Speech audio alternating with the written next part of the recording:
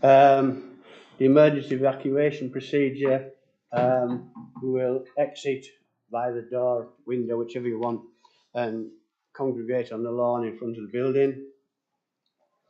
If we can move on to item 3, apologies for absence. We have apologies just from John Ritchie. Thank you. Any more apologies? No? Thank you. At this point, I will introduce our new member of staff behind us, Jess Taylor. Got it right. She's taking on Rob Smith's job when getting into the swing of it on minerals, etc., etc. But welcome anyway. Public minutes of the meeting held on 17th of November 25. Everybody read and digested, whatever. Okay, can I sign these a correct record? Thank you. Members are reminded that it's their responsibility to declare the nature of any personal, prejudicial and or disclosable interests relating to any agenda item immediately prior to its consideration, and are encouraged to complete a written declaration using the form provided. Item 6 is the exclusion of public, which I will do again at item during consideration of item 17 and 18 on the grounds that it involves the likely disclosure of exempt information as defined in paragraph 1 and 2 of part 1 of schedule 12A of the Local Government Act 1972. Just need to get approval for that, Colin. Right. I was going to bring it up again later, but okay. Have we got your approval for that? Thank you. If we can move on, the external auditor's final report. I believe we have Gavin online to deliver that report. Good morning, Gavin. Are you well? Morning. I am well, Chair. Can you hear me okay? Yes, we can, thank you. Oh, brilliant. Chair, I won't take a lot of time because the sort of 2 letters and the report that you have on the agenda are really just closing off the 24-25 audit, which I think was last discussed at the authority meeting back in December. The follow-up letter to the audit completion report just shows how we addressed anything that was outstanding in the audit completion report at the time when that was issued. The only thing to draw to your attention was, as always, we were waiting for the pension fund auditor letter. We got that on the 23rd of December. There was a net understatement of pension fund assets, but your share of that was only 97,000. So we were able to confirm that that didn't need to be amended for in the financial statements because it just wasn't material. So that wasn't required. And that enabled us, I think it was about the 6th of January when we were able to sign off on the audit, issue an unqualified opinion on the financial statements, and our report on value for money arrangements didn't identify any exceptions, and we were able to, as well as issue the audit report on the 6th of January, I think it was, we were also able to issue the auditor's annual report, which summarises all the findings from the audit, including the findings in relation to our review of economy, efficiency and effectiveness in the use of resources, which we refer to as our VFM work, and we were also able to confirm that the additional audit fee for IFRS 16 leases, which wasn't included in PSA's scale fee, was an additional £2,000 against the scale fee for the year. The only other thing to draw to your attention is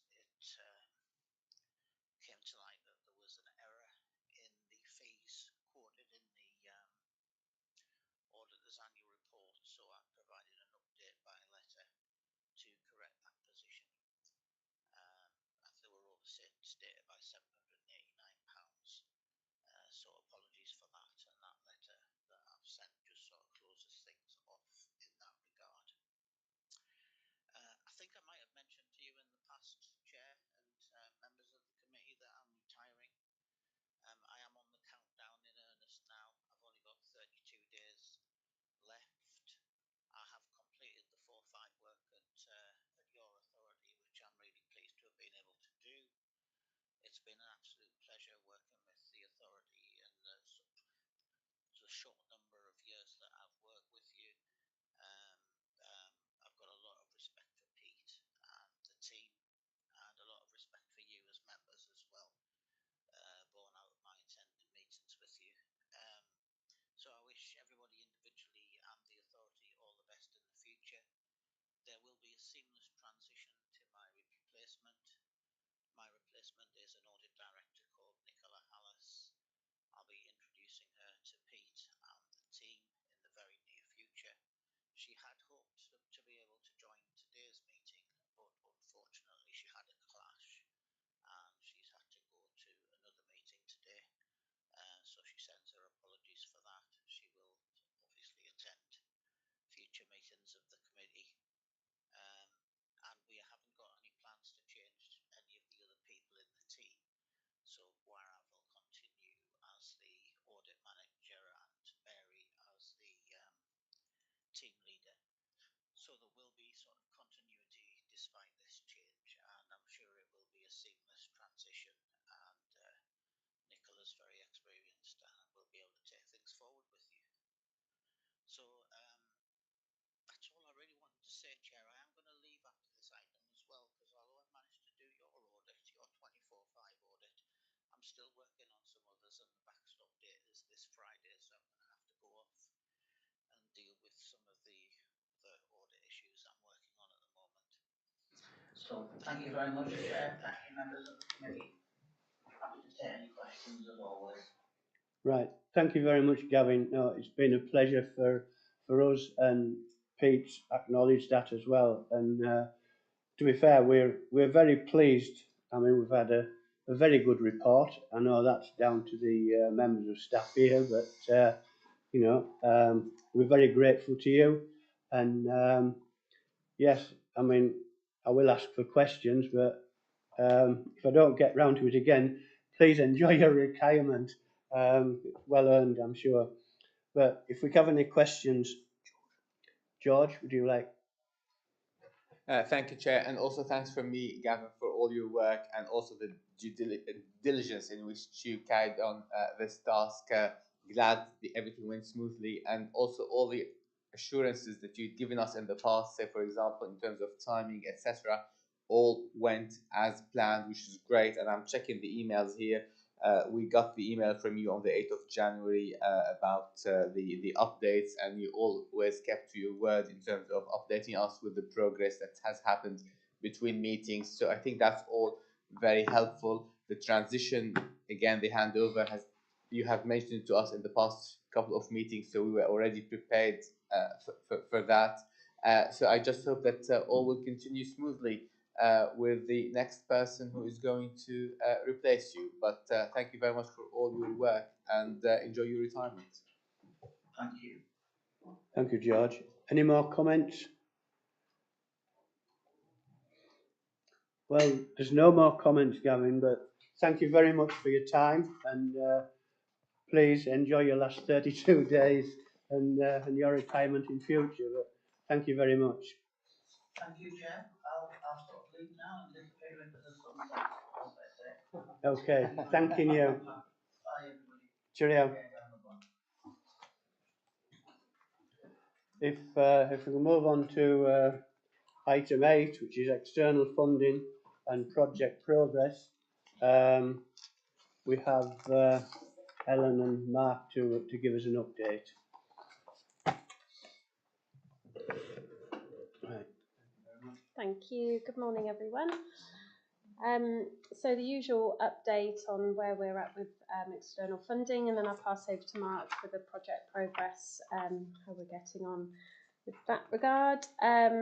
So as you'll see from figure 1, we have secured funding this financial year of just slightly over 1.6 million. So that's grant agreements that have been approved within the year, and that funding is spread over the forthcoming years, but we explain that in the graph later in the report. So we're continually, as the teams are continually being successful with securing funding to deliver the management and business plan objectives.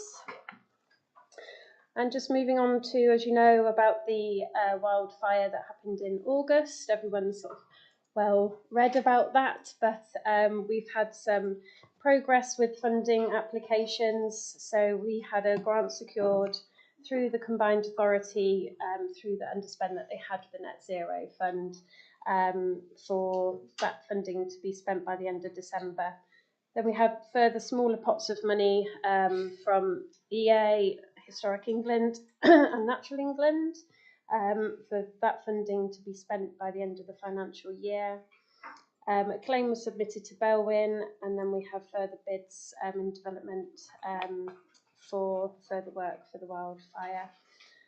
As you'll see from the report, we had an expression of interest not back from Natural England, which is really unfortunate for their species recovery programme. So we were looking at just over £1 million for that.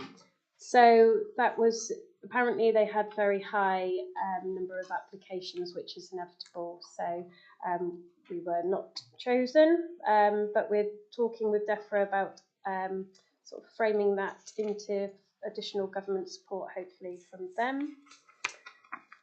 Then moving on to the table. The funding applications that have been submitted. So just to remind you that the report is to cover up to the end of Q3. So there's some updates to give you verbally. We have finally submitted the application to the Arts Council following the rejection of that one previously. So we've resubmitted, but we haven't heard anything yet, but we're not anticipating to hear anything until April. And that was just for under 40,000 to put on some exciting events around the North York Moors, so then we can fill the gaps with provision of arts events and entertainment. Then we have submitted a bid to Airbnb, so it's a new fund that they've launched, so we haven't applied to them before. And we know since this report that we have been selected within the top 10, but we haven't secured the funding yet. But they received 6,500 applications and we're down to the top 10. So we are hoping to hear about that this week. And as mentioned before, we've got the Belwyn submission in, and then the Young Rangers AMEX funding through NYMNPA has now been awarded to support the Young Rangers work. And then more excitingly, the Coast to Coast Nature Corridor. So we were sort of instrumental in putting that bid together, but it was submitted in the end by the Lake District National Park Authority because it made better sense for them to do that. And that has actually now been awarded. So we're excited to work with them on that. Then we are working on a National Lottery Heritage Fund application with the YHA for work around Young Rangers. However, that's been put on hold just for now as the YHA is going through a little bit of staff restructuring and are unsure whether they're going to be the lead applicant for that now because of their capacity. So discussions are just being had with partners around what will happen with that bid and who can take it forward. If that doesn't happen, then there's been lots of work being put together for that, so we can apply that to other funders and different lead bodies, so it's not wasted work. We've put in a new table in this report this time just to sort of highlight the more speculative funding applications. So they sort of hang around for quite a while, but they are sort of in the pipeline. They've been submitted, but we don't know when we'll hear from the funders around that project. So you would have seen these in reports from previous meetings. Particularly around funding that goes through NPP. So we're always asked for calls for projects that are in our priority list. So they get submitted to NPP and then they go out to look for corporate sponsorship. So there's a few in there around that. And then the one for National Highways for the Green Bridge over the A19, that's still a speculative project that we're hoping to hear an update from National Highways some point next financial year when they've launched their new business plan for their funding. Then we have project proposals that have recently been funded.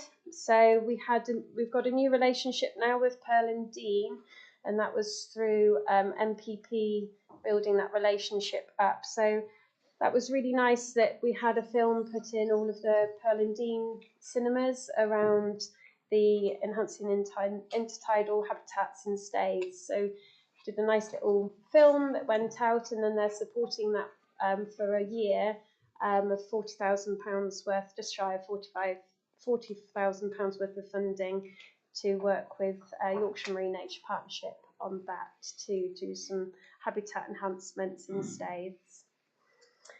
Then a new relationship with Levy, which is a food and drink company, for £100,000 to extend the Grubs Up project. And then the planning department, don't often see them in our external funding reports as a department because don't often go for external funding, but they secured some funding for digital planning. And then we have in there about the wildfire, and we were also successful with Yorkshire Water for funding towards a freshwater pearl mussel. So they're committed to that for until 2030, which is a good support for us.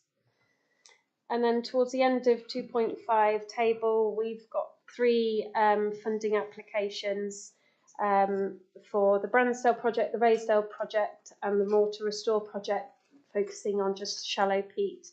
So we have secured that funding from the combined authority, which has been great. Then we're also working on funding applications this quarter. So the Active Travel England application went in during Q3, but we've actually been awarded that now. So £200,000 towards sort of extending the work that we've been highlighted through the LC WIP work that is very good. Then we also have working on the National Lottery Heritage More Connected bid, which you'll keep seeing for I don't know how long, but we've put in the expression of interest and we are actually through to full application stage. So they let us know the other day that we can actually submit an application. We intend to do that by the November deadline. So we're working on that. Then there's the bigger bid to the National Lottery Community Fund for the Youth Voice work. This has actually been a bit delayed just because the Yorkshire Dales are going to lead on it as the accountable body. We've written the bid. They're going to, it made more sense for them to be the lead accountable body, but they need it to go to their members. So that would happen in March now. So we can't submit until they've got full approval from their members. Then you've got the peatland grant extension, so focusing on the wildfire area. So worked on a bid for that, so to Natural England. Then a small application to the Ganton, which we get every year, but they have just recently changed their priorities, so we'll see whether we get that. And then most of the work that's happening at the moment is on the Active Travel Fund to the Combined Authority for £500,000, and that's looking at behavioural change for getting people active and connected to the national park. So that's that. I'll just move on to Mark. Okay, hi everyone. So I just wanted to start with the figure 2, the graph there, the chart. That pleased to report that we've now secured the external funding target for 26-27. So we've got things in the pipeline that we know can deliver that, with some further substantive opportunities in development, which we're confident will take us well above that target again. For the 5th year of the business plan. So that's encouraging. If I move through to the next figure and the contribution to core, so that continues to be a real focus for us to look for funding opportunities that can help us to support core activities. It is still a challenging thing to secure because a lot of the funders that we go to don't allow us to secure those contributions, but we do still make that a priority every time we put together a bid. If I move on to the delivery health check, and I won't go through all of the projects there, but just pulling out some of the examples. So Grubs Up continues to really sort of excite people, and though it's been relatively small sums of money in terms of contribution, it's small sums with a really big impact. And Ellen's just mentioned that we've got further funding to do more work with that, and had again some really sort of exciting conversations with the project officers and external partners and with the National Trust around just what we can do with that in Bransdale. The other ones I wanted to mention, the Danby Observatory, so that's now concluded, and people may have seen that that's featured in the recent the Dark Skies Festival, and that's a really great new facility out at Danby.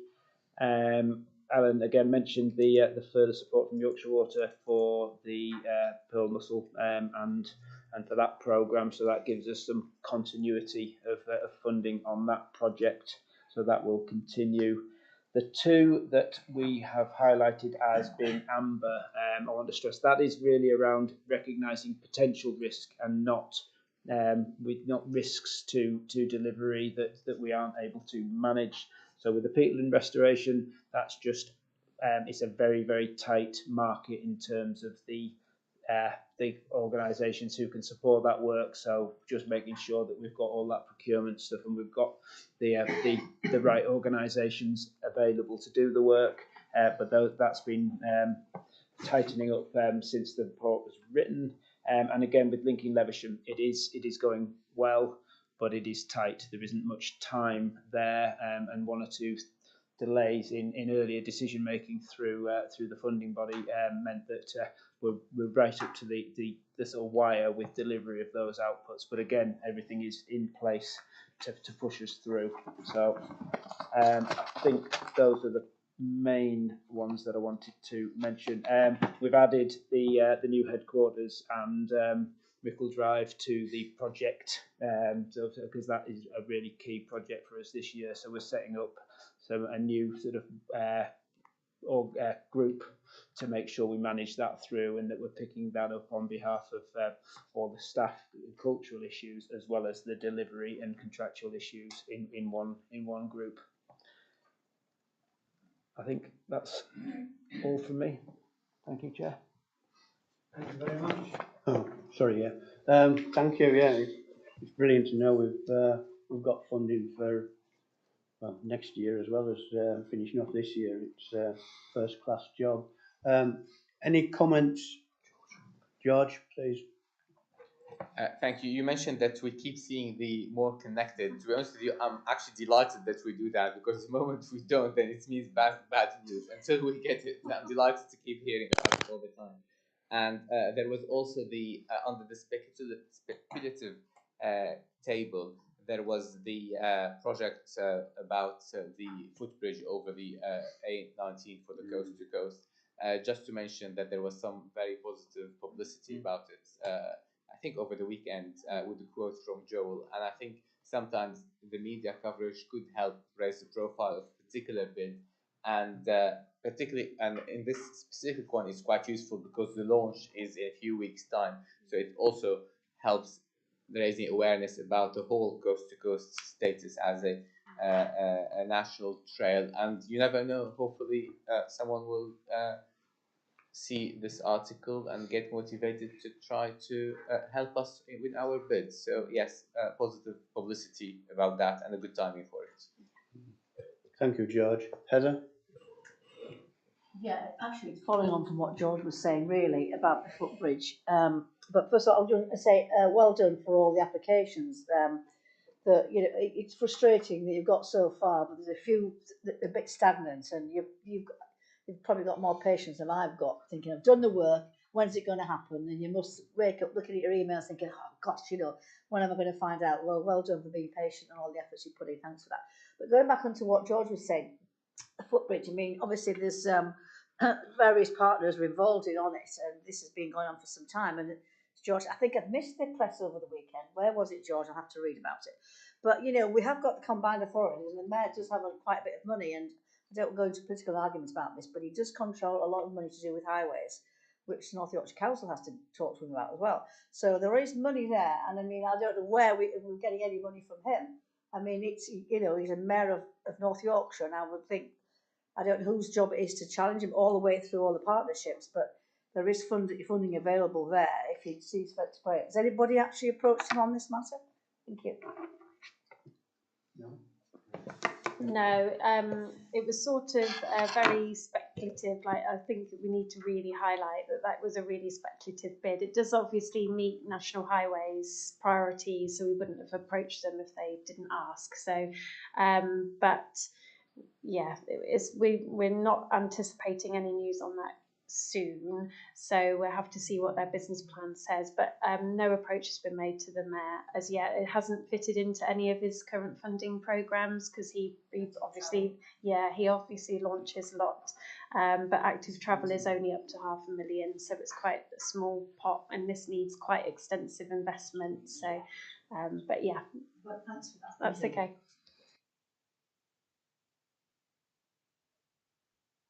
Thank you, support what Heather says, for an excellent report. It's an incredible amount of work here and all very exciting. I wish you well on the bids. Two small questions.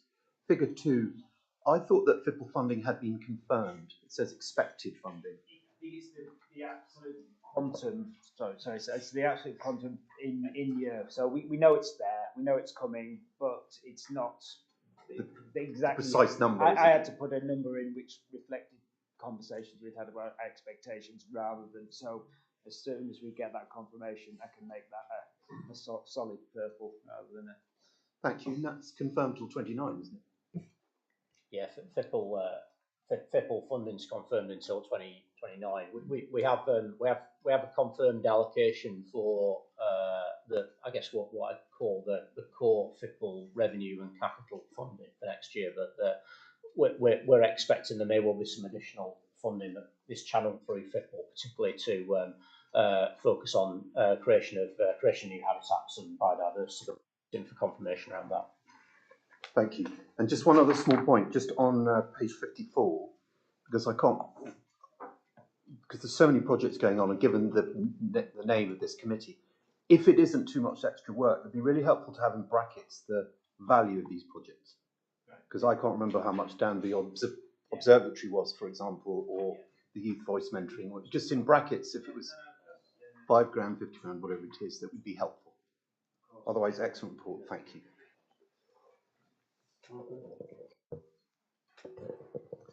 Yeah, thanks. I mean, it's really useful getting this report, and it just emphasises the extent to which the authorities is switching constantly to to projects, and it's great that we've got next year essentially sorted to hit the target. So thanks a lot for that. Just one thought about there's various grants going into sort of wildfire type things.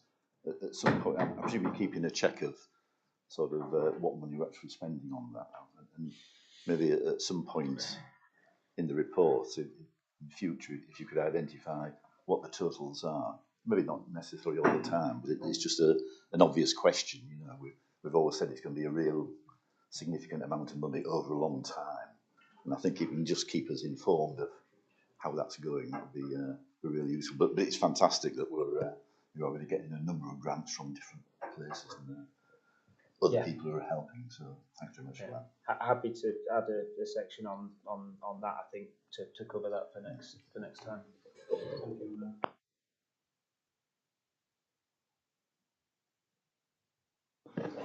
Yes, Chair. 2 or 3 comments.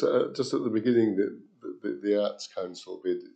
Great to see that coming forward. I haven't seen the detail, but quite a long time ago, we had a couple of projects. We had a competition, I think. We had a competition with schools for music composition, and a company donated quite an expensive piano.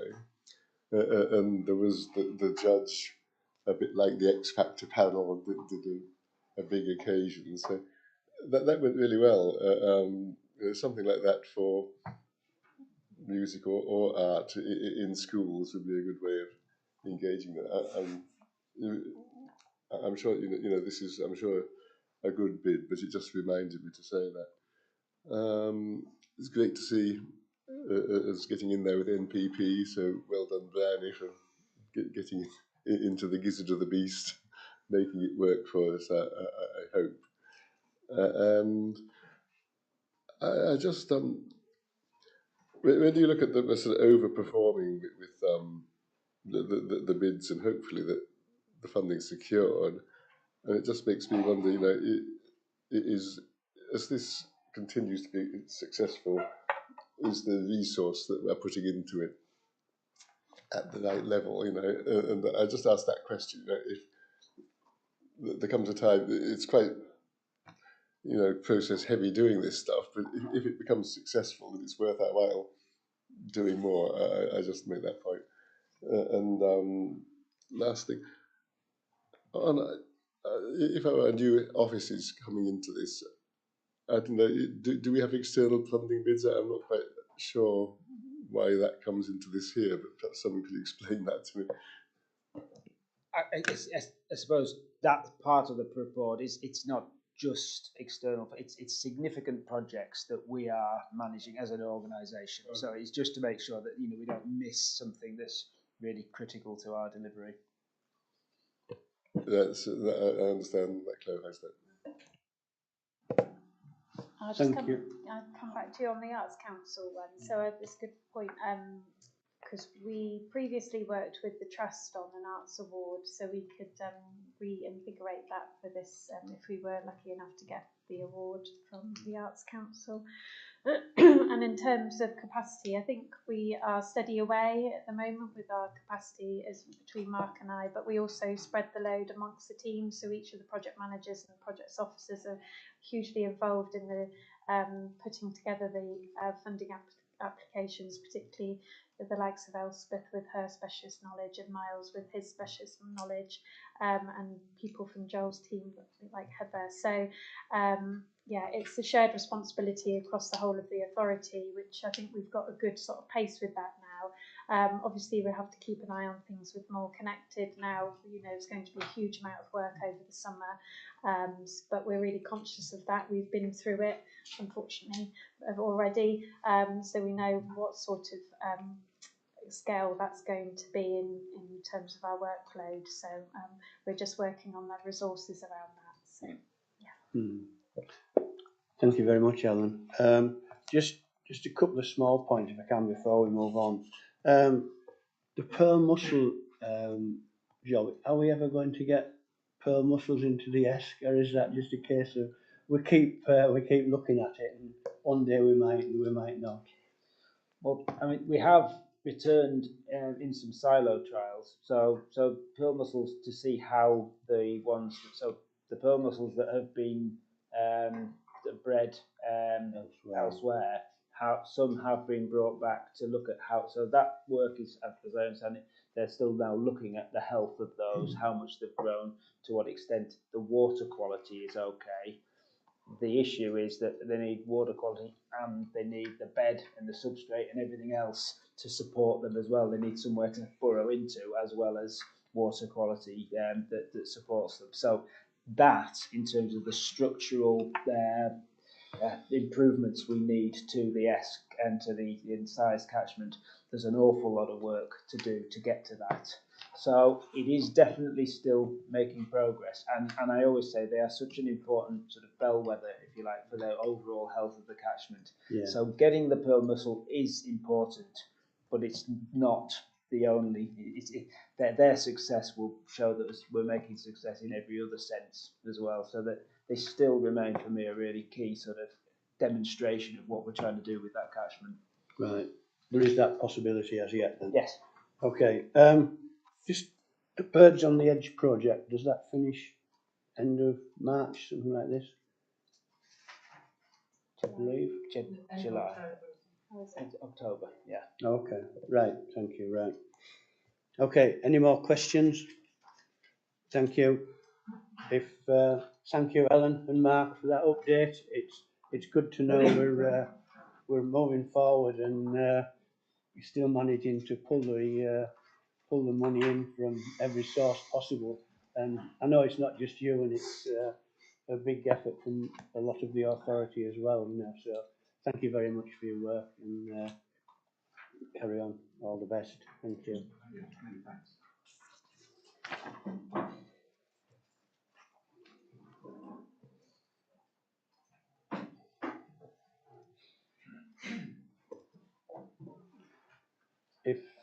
If we can move on now to item 9, which is Q3 finance update.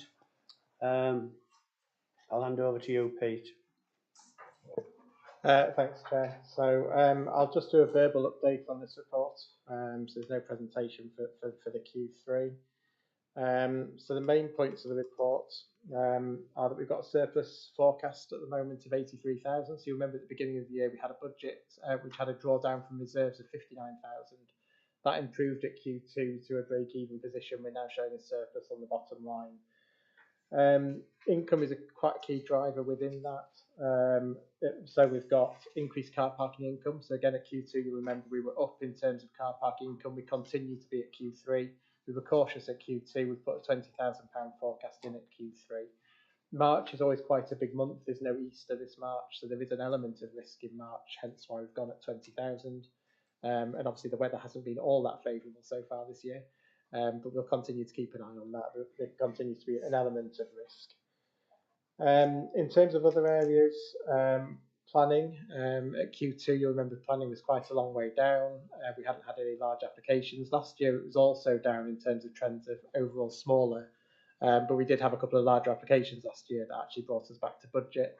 This year, at the moment, between Q2 and Q3, there is one potential larger application before the end of March.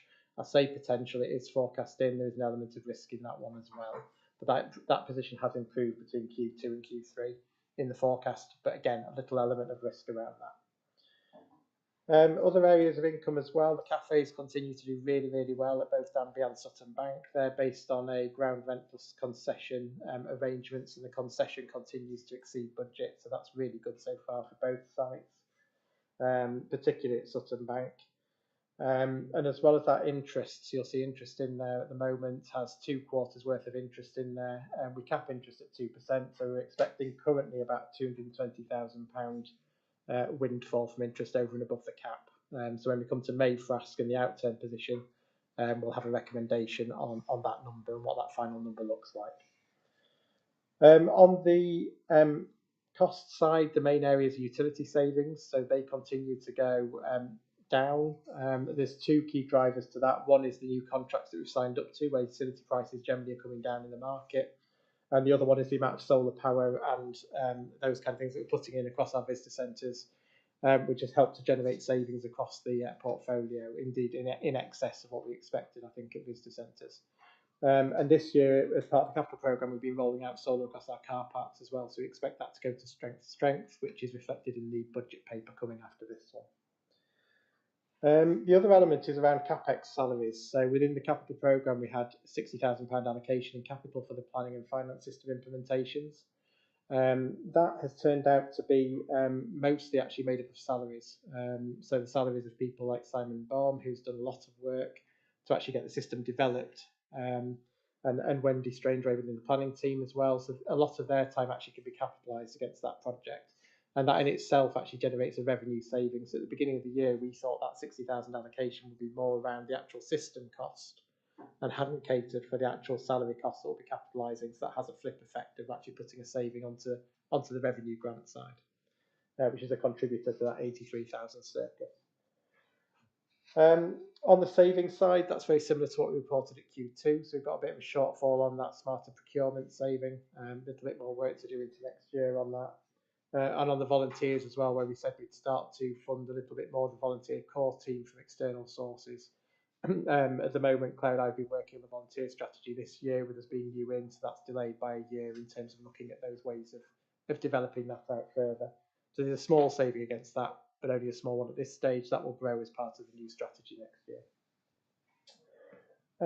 On section 106, overall funding spend on section 106 is positive. It's in line with the allocation. A couple of ups and downs in there. So you see L&E and tourism are overspending their in-year allocation, so eating into that kind of arrears position. Core policy D is a little bit under this year. So in the last 2 to 3 years, core policy D has been above. This year there's a little bit less hectarage, but next year there's a pipeline of more. So that's expected to recover next year between a slight shortfall this year and approximately, I think, about 100 hectares next year. So that should recover the position. So no major concerns there and no major risks in terms of any kind of clawback. External funding position we've already talked about in the previous reports. There's nothing much more for me to add there. There's a couple of very small delays in spend around raiding the bank and grubs up, but nothing major. That's reflected again in the budget report next year and just a slight change in profile. Restoring Rosary will happen next year and not this year, so that's another one. And then Link and Leversham we've already talked about, just a slight change in the phasing of the spend there. But Mark's talked to that one in terms of risk already. So fairly minor changes in spend and no major risks at the moment to overall spend there. And FIPL is fully allocated this year and expected to fully spend the whole allocation. So that's positive as well. I think they're the main points in the report. So yeah, happy to take any questions. Thanks, Pete. Any questions for Pete?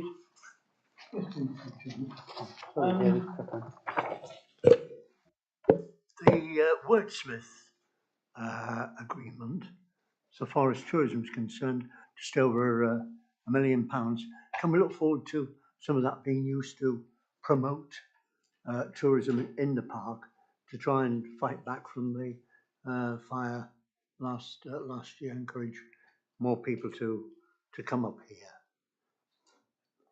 Tom, I don't know if you want to take that with it being directly about this. Yeah, that's precisely what it's. Yeah, it's precisely what it's used for, David. Is to fund destination promoting the North York Moors as a destination. So primarily, although there are specific allocations that go to Visit England, primarily the funding contribution under the tourism allocation is for promotion of the North York Moors as a destination. Thank you. Any more questions? Carry on, Patrick. Yeah, sorry. Quick question, as ever, Pete. This is excellent report. Good to see that we're hopefully going to be a small surplus. The capital allocation from DEFRA, 1.5 million. At what point might you know whether that will be repeated? In the next paper, Patrick. So actually in the budget paper, we've got an update on that. So actually you'll note the budget paper doesn't have that in. We have got an update on that verbally, but yes, it will be repeated. So yes, we expect that to happen again. And actually, while you mentioned that, the appendix is in there to show that we are still fully allocating this year. And so we expect to spend the full 1.5 million, which obviously reputation is really key for us to show that we can and demonstrate that we can deliver all of that capital spend, which is going to be repeated. Thank you. One more. Yeah, just 2 quick ones. Really pleased to see that FIPL's finally spent up. I know there was up to the wire maybe, but we've managed it, so well done for that. The other thing I just wanted to mention was it's obviously good news that the cafe is doing well. Is there anything in this public forum that you could say in addition to that?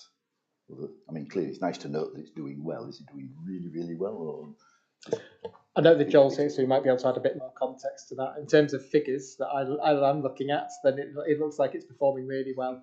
I think probably because of the unknowns of bringing them in at the start of the year, we might have been a little conservative in the concessions element of that, understandably so. But yes, I think the concession shows that it's performing very well, but I think Joel can probably provide a bit more sort of operational context. I mean, I think after the previous experience of the cafe operations, we didn't want to place too much stress on sort of wildly optimistic bids, and so we decided we would bid on a conservative basis in terms of forecasting. But the idea with the concession share being the main focus as opposed to rental payments means that if we drive the business to the centres and then they spend in the cafe, obviously it's a win-win, and that's what we're trying to do. We're continuing to invest in the actual outdoor spacing and sites. We've done that at Danby Lodge, and we're currently on with investing in the outdoor site seating at Sutton Bank as well. So hopefully that will continue.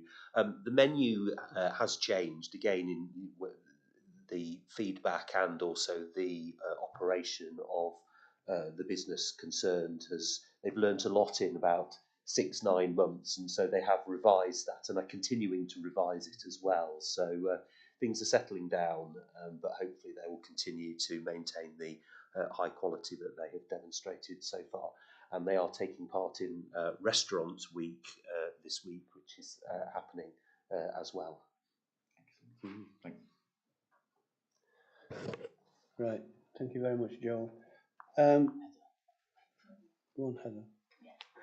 Just follow on, sorry, John, just follow on from that really. So I didn't, but Colin didn't quite get it. Yeah, it's good to see because you know it was they've had the opportunity to see what they've got the facilities there and to adjust to the market really, because our families going up there and it did look a bit pricey, but we'll leave that there. They want to make money, they've got to adjust what they do there. No, this is probably, sorry, that's fine, Joel, I'm glad to hear that. But I'm just going to go back, sorry, very interested to know about this water bill at Danby Lodge, this dispute. I mean, are we just suddenly found a meter we didn't know we had, or haven't been reading? Are we not talking about thousands, are we? Sorry, that was too much detail. It's a very substantial bill. I think it's 22 to 23,000, so it's a big bill. We are disputing to some extent at the moment and looking to what we can do about it. So at the moment we forecasted it in to be cautious, but there is certainly a risk there in terms of the value. The value, whether it comes down to a leak or the meter not having been read for some time, is currently under investigation. We think there's responsibility sat with the supplier. So I think that's currently being discussed at the moment. Sorry, Joel might be able to give it a bit more. Possibly not the right. I mean, I'm not sure. We're talking about, is it private water supply? Is it Northumbrian one? I mean, is it private? Okay. Well, so, it's the main supplier, Yorkshire Water. Okay, but I don't know. But there's some legal telling about leaks and stuff. I'm sure we're on it really. But has this just come about? I mean, have we been having estimated readings for the last 10 years? Is that, we've got to ask a question really. Sorry. I very much hope that is not the case, because when I came in, one of the main problems we had with obviously when the electricity price went up, we had really high variances in terms of our supply versus, because we taking estimated readings for all of our different sites. So I've instituted a policy that we have regular updated meter readings. So I'm confident that has happened around water meters, but this does go back over some period of time, and we are trying to really delve into the specifics of it, because there's been a lack of communication on this front, and certainly there's a discussion to be had, which we are pursuing. Thank you, Chair. I appreciate you well, but there is a duty of care from Yorkshire Water, I'm quite sure of that, and I've got the right. You need to take some legal advice on that, in the sense, I mean, I'm quite sure we're not the first people to be in this situation, but we go as far as we can with them. Thank you. Thank you. Any more comments? If I could just ask a couple of questions. We have ever so many electric points put in round car parks. Do we know how much we're gaining out of those yet, or is that just they're there for what we charge for them, or do we get any benefit out of them yet? I think the financial benefit is really quite small and always was operated to be so. I think the main driver for putting them in was around providing supply of EV within the infrastructure. There's very little internal infrastructure for EV within the national park, and this is our way of being able to put it in across the board to facilitate it more. So that's kind of the key driver for why we've put them in. A lot of that, we've match funded a little bit of that, but a lot of the funding has come from other sources to do that. And we've now got really good EV infrastructure, including in Thornton the Dale with some super fast chargers in there as well. So I think there was intended to be a very small amount of margin on there. I think that's still to be assessed how much that will be, but it's not hugely material. The big driver for it was really just getting EV into the infrastructure of the park for people to come in their electric vehicles.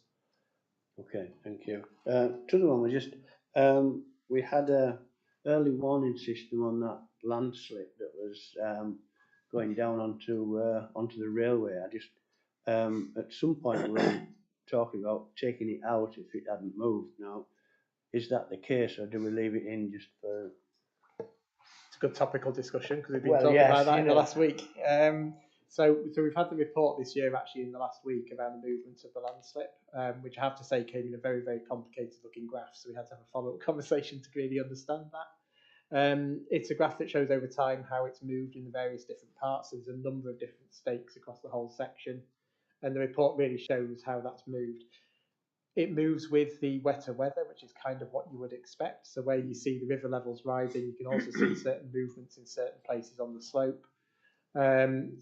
The movements are very small, but equally it is still moving at times, and in certain areas of it are moving a little bit more than others. So we still think running it for another year. So it's almost an annual assessment, if you like, to have a look at that movement, see whether we need to continue to run it. The driver behind putting it in was from an insurance perspective, should anything happen, that we should have something that alerts us immediately, really with reference to that point, if it fell on at the point a train was moving past. That very, very, very small risk, but we talked to our insurers about how we manage that risk. I think that the cost of repairing the slope, etc., was extortionate, and this was something the insurers agree would be a reasonable method forward. But I think we would have to see a good year where that slope isn't moving at all in the conditions really to be able to really de-risk it in terms of taking it out. We're not seeing that yet, so we'll have another year of that. It costs us just under about £10,000 a year to have that in and monitored. Right. We need to continue with that as part of our overall insurance approach and review it annually at this time of year to make sure that it's the right thing to do for another year. That's good. Thanks, Pete. Any more comments?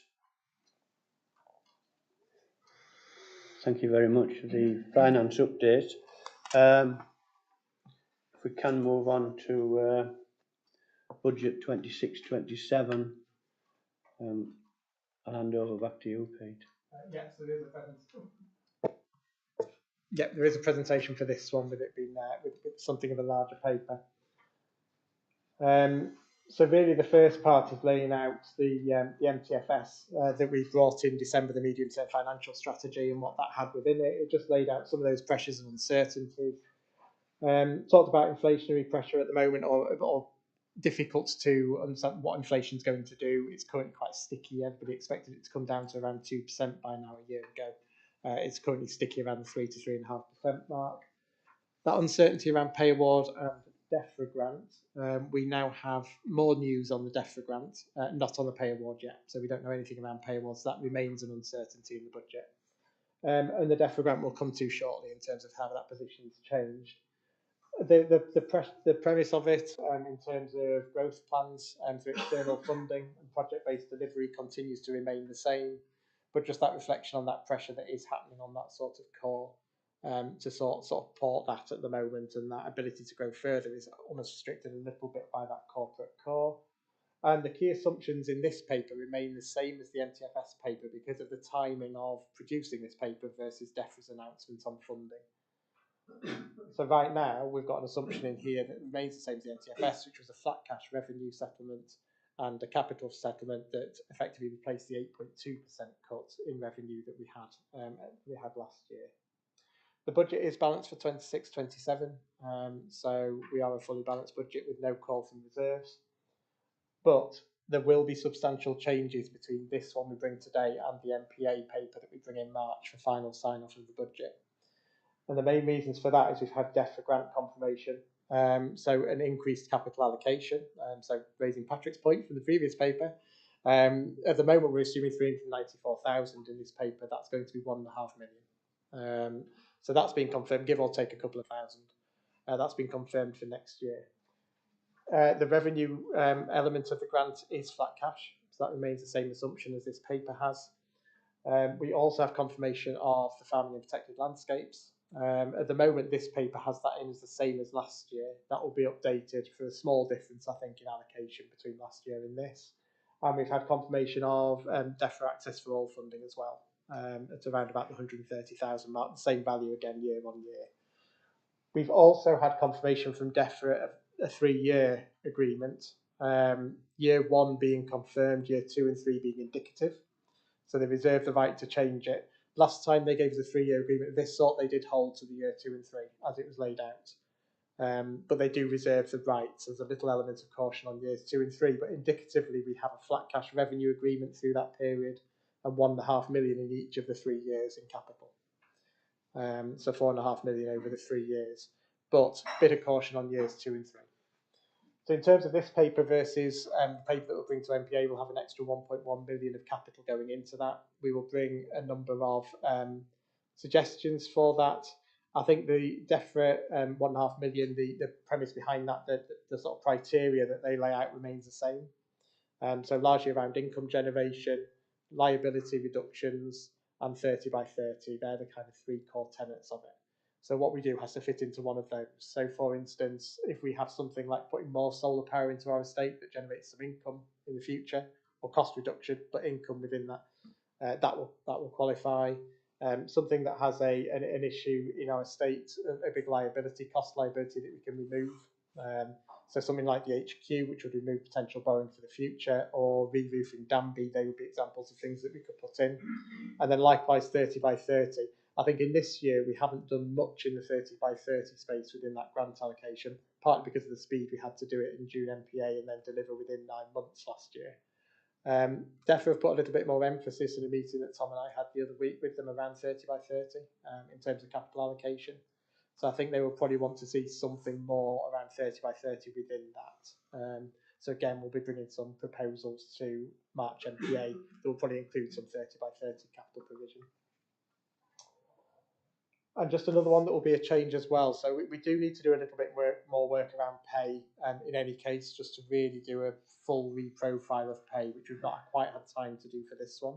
I think that might generate a little bit of an additional saving over and above what we've got here.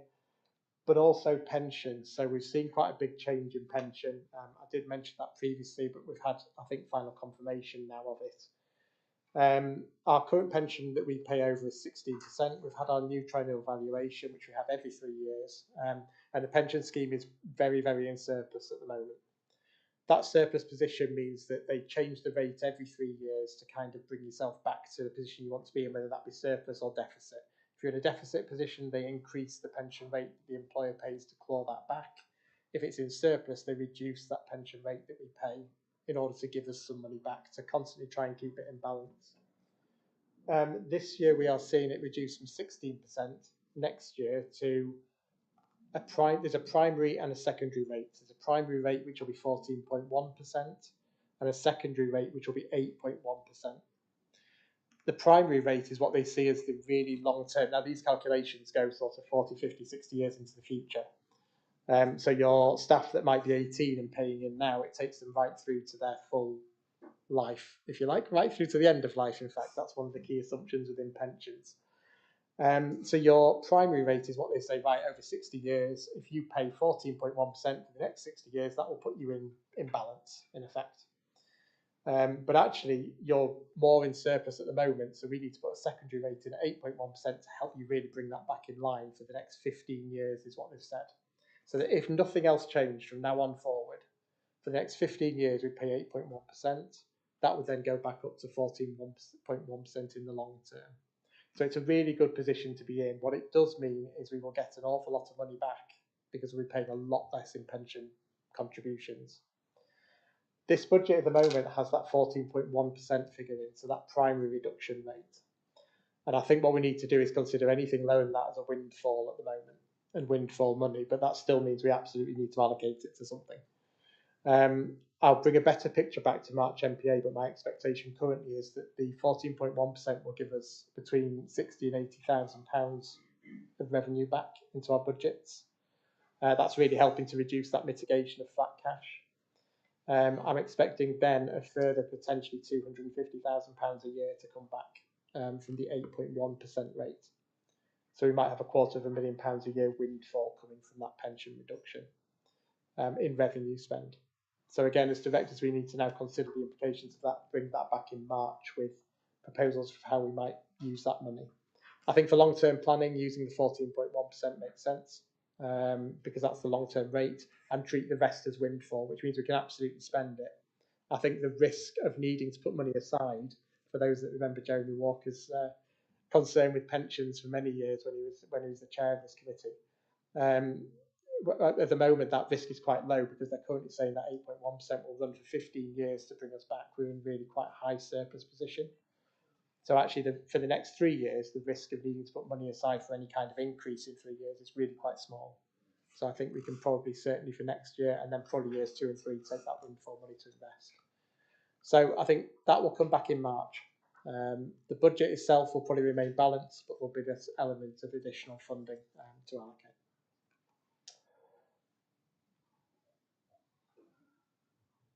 So in terms of some headlines, so we've got income of 14 million. That's higher than last year's original budget, lower than the current in-year position. That's mainly because we probably expect, as you've heard from Ellen earlier, to secure some more external funding probably between now and as we get into the financial year. Expenditure though is just under 17 million. That's because we've got the new headquarters spend starting to come in next year. So that's going to be funded from reserves and borrowings. So that's slightly the difference between income and expenditure, and then reserves and borrowing will come in to help fund that position. There's a number of pipeline projects, as mentioned, yet secured, so I expect probably that external funding position will increase as well. So overall, that 14 million income figure, that will increase anyway for the capital we've just talked about. So by the time we bring that back, that will be 15 million because of the extra 1.1. I expect us probably to secure more external funding as well before we complete next year. From a DEFRA grant perspective, as I mentioned already, that's what the paper, but we've since confirmed flat cash RDEL, which is just over the 4 million. Repeat of the 1.5 million CDEL, and that indicative settlement for years 2 and 3. So actually, as good a settlement as I think we could possibly have expected in truth. I think the flat cash revenue is not a surprise. The move to CDEL and continuing is definitely a positive aspect of that. And then potential options, as mentioned before. So mentioned some of those potential options we'll bring in March. One thing this year that we have found is when we've done, because we had to react very quickly to it, and it had to be things we could deliver within a 9-month period, we ended up having quite a lot of smaller projects in there. We had a long list of projects in that 1.5 million. That actually pressurises the organisation quite a lot in terms of delivering a lot of small projects on top of what we do already. So actually a fewer larger projects is probably easier to manage for the authority than lots and lots of small ones. So that's something for us to think about when we're allocating. External funding, so we've got the business plan has us growing to 2.5 million over the 5 years. As you know, we've been exceeding that throughout and we continue to do so now in 26, 27. And at the moment, you'll see in one of the appendices a layout of that external funding at the current time of 3.361 million. I expect that to change a little bit as we get to NPA as well. I think there's a few tweaks to some of those numbers. For instance, I think Grubs Up's got a bit of an extra allocation next year that's not in there. So there's probably going to be some small changes to that number when we come to the final paper. DEFRA Access for All, which I've mentioned already, expected to continue next year. I'm expected that some of those pipeline funding bids that we've talked about earlier will probably come to fruition in year, so that will lead to a bit of change, and that's within Appendix 3. On the earned income side, as always, we try and keep up all of our fees and our income with inflation, where it allows within contractual agreements. That includes car parking, so there's a proposal in the paper to increase those all by 3%. Inflation has very recently, you'll notice in CPI, come down to about the 3% mark. Prior to that is about 3.8, so it feels like a reasonable number.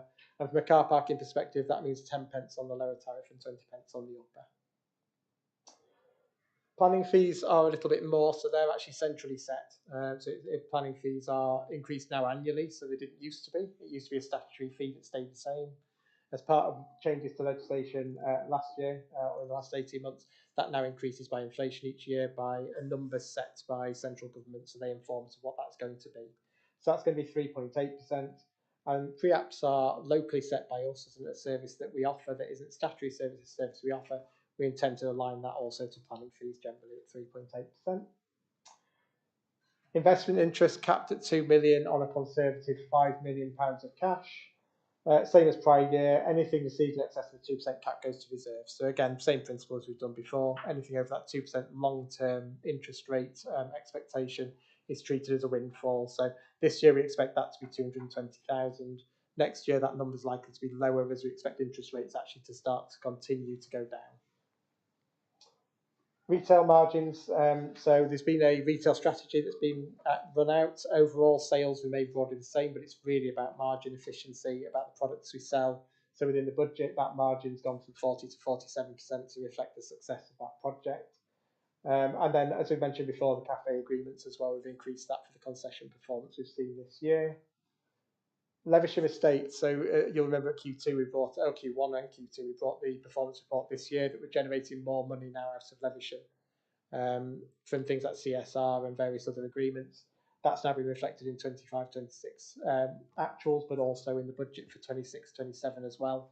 So that's about an increase of 30,000 for Leversham Estate income.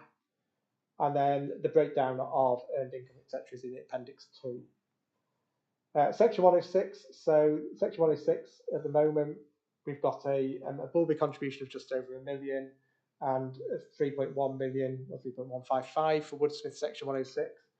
At the moment, the inflation level of that is still to be confirmed, so they've just been increased by 3%. But that needs refinement. By the time we get to March NPA paper, we may know what those are, so they may adjust a little bit.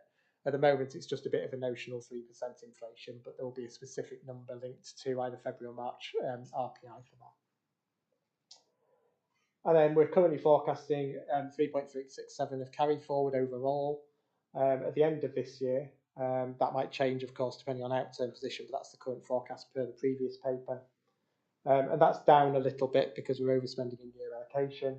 And there's no pots carrying forward more than a year's allocation at the moment, so it's no risk. And again, Appendix 4 lays that out.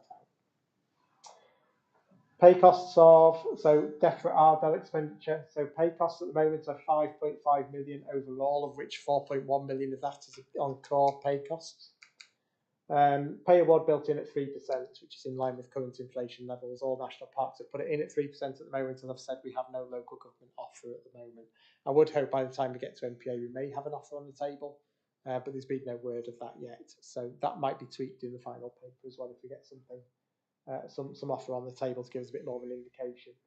That pension savings I mentioned before, I think we've got 50k in at the moment. That's likely to increase as we do the calculations for the 14.1%.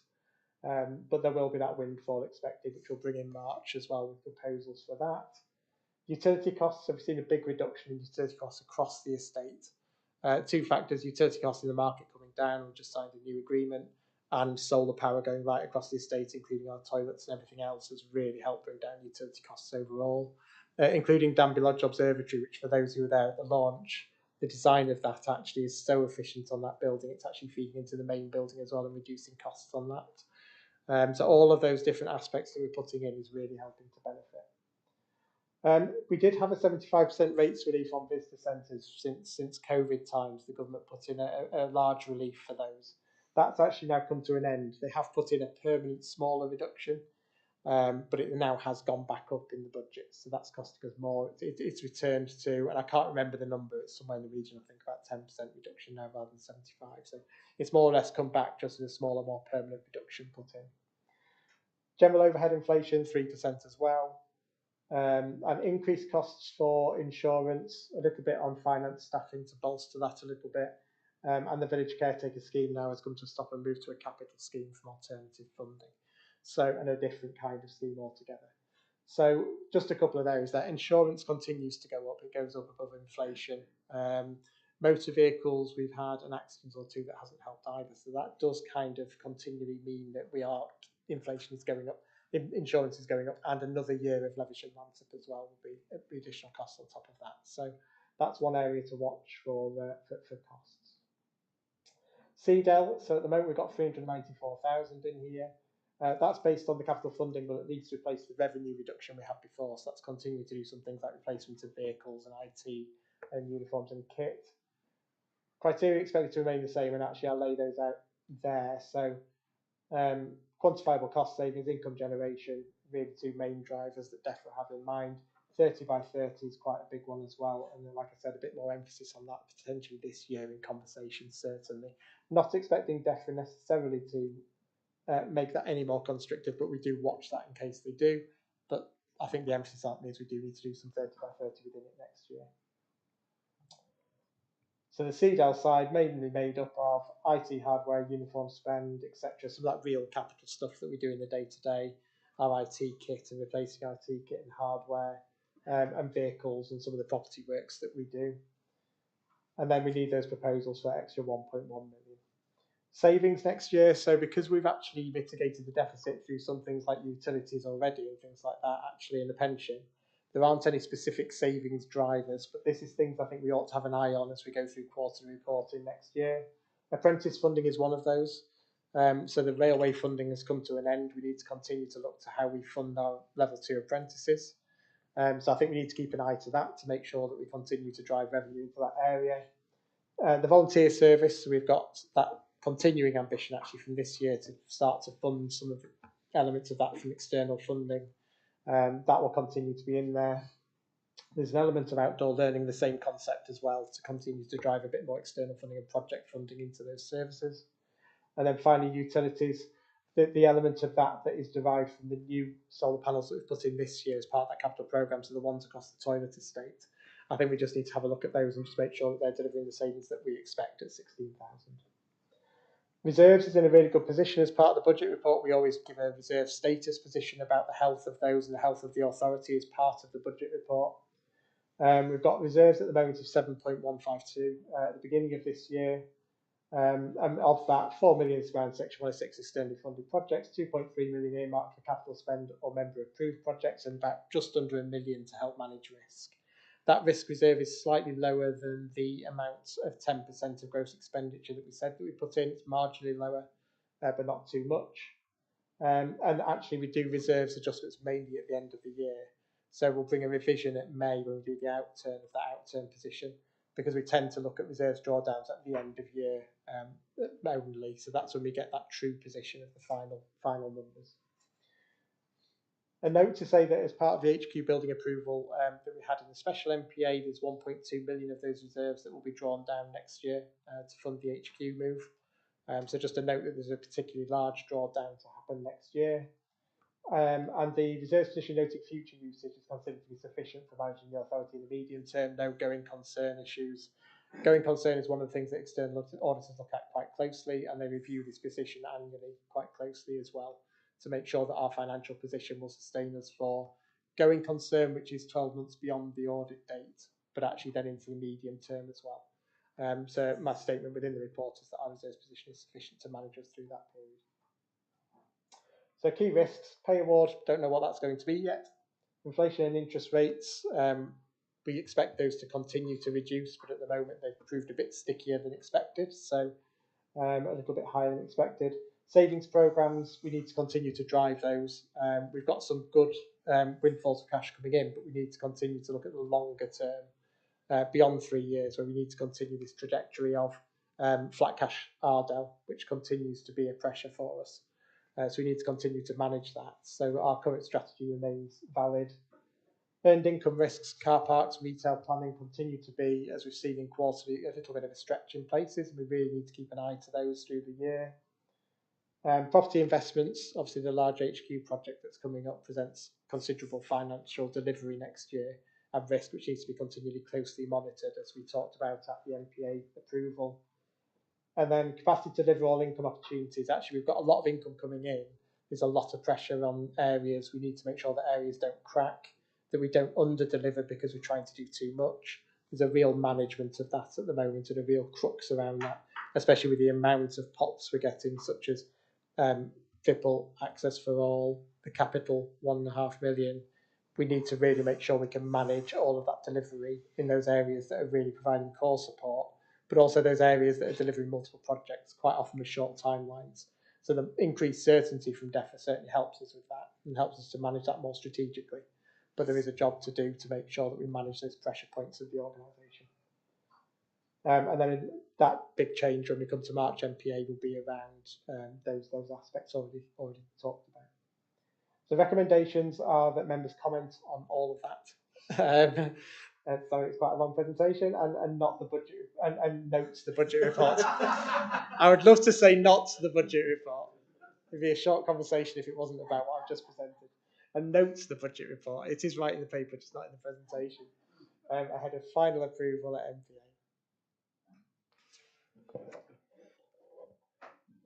Thanks, Pete. That's a pretty good forward-looking budget, to be fair. And well, I'm quite impressed with it. But Jim, did you want to say something?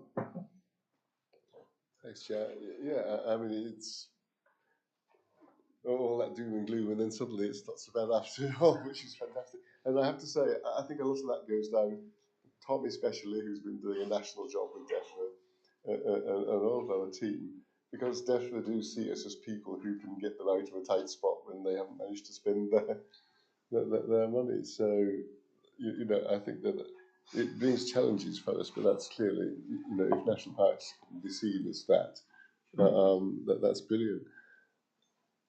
It does mean that, you know, between now and NPA, we have to reallocate that money, and I dare say, you know, officers will bring us a presentation for them, but we probably have to adopt it there and then. So, you know, some foresight of that would be appropriate, I think, although it isn't a huge percentage of the budget. But I was just commenting on Pete's comment about, you know, the ability to deliver it, and I was wondering. We have FIPL doing FIPLs for purposes, but the 30 by 30, you know, I'm quite keen that a proportion of the windfall goes to be delivered by people who are, you know, a patch other than us, as well as just spending it all ourselves.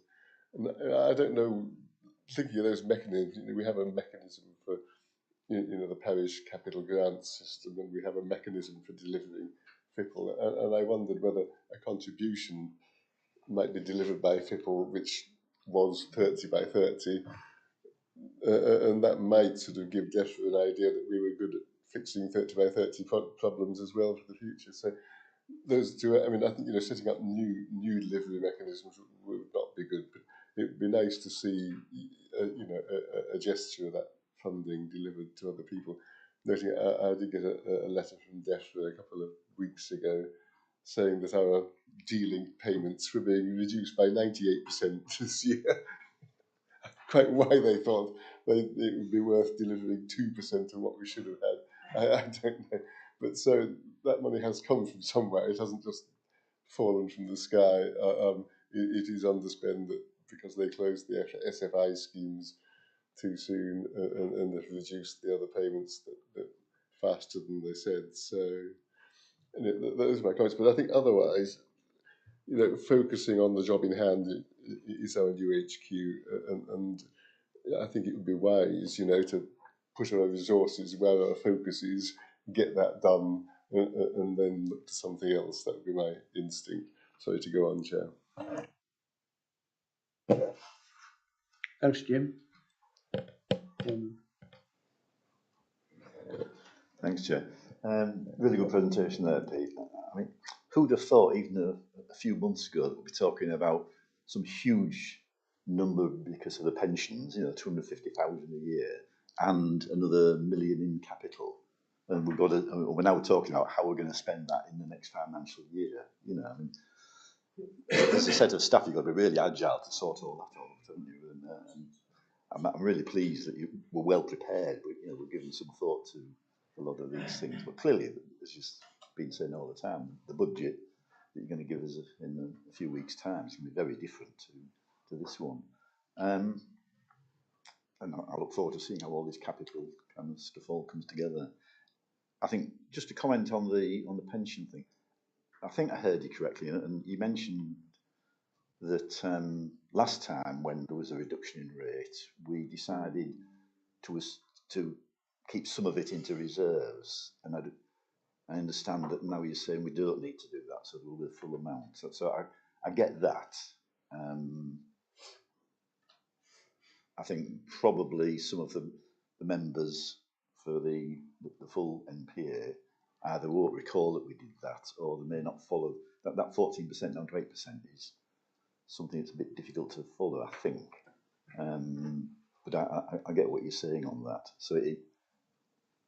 So that will leave this significant amount of money, certainly for the next 3 years, but it's likely to be longer than that. Is that what you're saying? Yeah, so it sounds great news, this. I'll bring a specific slide to NPA for it. When they do the every 3 years valuation, they, like I said, what they do is they have this first rate and the second rate. They then say, right, well, actually that secondary rate, which is effectively recouping the surplus, they still leave a buffer in there, so they don't go down to 100% funded, they go to 110%, so you've still got some wiggle room. But what they're effectively saying is all assumptions remain the same. And there are some very, very broad assumptions for the future in there. It goes decades into the future around how long people live for, number of people you've got in your scheme, asset performance and investment performance.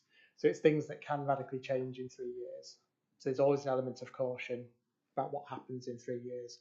When we had that discussion previously, we saw a reduction that wasn't that big a reduction.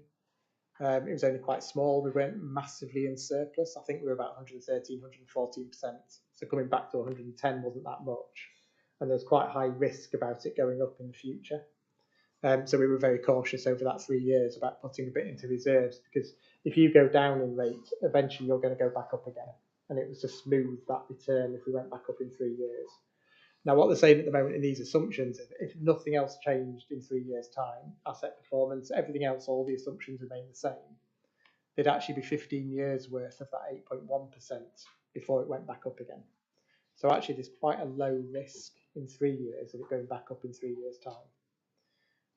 Having said that, there is probably worth a little bit of caution, maybe in year 3. So when we get to year 3 of it, we might want to put a bit aside. But at the moment, in year 1, I think we can, with confidence, actually use that money to invest in something else. The risk is lower than it was previously. But with every year that goes by, we need to be looking at what's that asset performance looking like, what are those assumptions looking like, to make sure there isn't a growing risk. So every time I bring this back annually, we need to be saying, has it changed? And then maybe adopting that strategy if we think that risk has increased. But at the moment, that risk looks low. Right. So okay. I'll wait and see exactly what you say. Yeah, it for what goes in budgets. It is confusing, and I'll bring a slide. You need to explain all of it again. Yeah, I'll bring a slide and I'll put in the paper something that details it out a bit more clearly. Because the general thought of the previously was that, as you were just saying, these things go up and down by huge amounts because of minor changes in long-term assumptions, and we wanted to be more cautious than the pension fund was suggesting we should be. And I think, I'm not sure, but yeah, I think we're saying now that we don't have to be, but we may be. But let me know what your number is in March. By my nature, I'm a little bit risk averse on these things, and I think if I thought there was a risk of it going back up, I would be looking to put that in reserves. But I think that what it's basically saying is that the risk, certainly over 3 years, is low because of that 15% recovery. So I'll 15-year recovery. I'll put it in more detail in the NPA paper, and I'll bring a slide in the presentation that tries to lay it out in a bit more clarity, because I realise me saying it's not an easy thing. Pensions is a discipline in its own right, but it's not easy to get your head around. Thank you. Christine, do you want to? Thanks, Chair. Yeah, thanks, Pete, for a good report. And on the DEFRA budget, obviously flat cash isn't really what we need with everything else going up. But yeah, I agree, it's a heck of a lot better than where we could have been. So yeah, that's great. Just wanted to acknowledge the work that you've done, and also the point others have made that with that flat cash, it does, even though that's good and we want to be quite happy in that potential of a 3-year settlement is also really helpful. as you've rightly said, it does still leave a lot of pressure on the team to deliver, because we're not getting the additional staff resource to deal with all the projects and things that we've got on the go. But anyway, thank you. I think that's a really important point. Just I did emphasise it as well, but that staff element of it. I think we did see this year some areas that are put under a lot of pressure to deliver. We really need to be looking at that and how we make sure that we are able to deliver, but also we bolster where we need to bolster as well. Which with a flat cash Ardell settlement is difficult. But we need to look at things like capitalisation of salaries, having a much clearer capital programme in reporting. So we still combine a bit. We need to really be splitting that out quite clearly in our reporting as well. But yes, the staff point is a really, really key one that we've definitely seen pressure this year that we don't want to repeat. Thank you, Christine. Sorry, Heather, come in. Okay. I've got a couple of things. I'm going to be a harbinger, but we've got to remember, during COVID, our pensions lost 20% overnight. So, yeah, it's there now, but we've got to always remember that things can happen in the world suddenly and then we're back in the position we are. But I'm not suggesting that we don't spend what we've got. We've got to do it wisely. And I respect that, it's just where we're going to put it is, a decision for members. But I would prefer to see to go towards reducing debt. If you reduce debt, you reduce interest, and then, the new bills, I would think that's probably some of the money should be going there. Okay, we're going to use some of our own money there, but if things go wrong, we can always borrow against it. I'd like to see some of the money going towards that. But again, pensions are tricky. We know something can happen in Iran or whatever. People say it's all protected. You can't protect everything. And, we've got to be cautious on that. But thanks for that. And it is some good news. I'm not trying. Yeah, I just want to go back to the insurance. We all know insurances. I mean, I had to go and get my husband's car insured and he's had an accident. It's frustrating me, but I'm not going to go about the car insurance. But it's more towards what I think I've brought up before. The public liability and employees' liability must be a big wad of money. I'm not sure what it is. Very complex, I would have thought, that it's related to, what we do with volunteers. And I think I did mention to Tom about, the national parks as a whole, if they look to having their own insurance broker that would help us and deal with all the. We did that through the steel stockholding when I was chairman of that. It made it a bit easier to negotiate because we all had similar issues.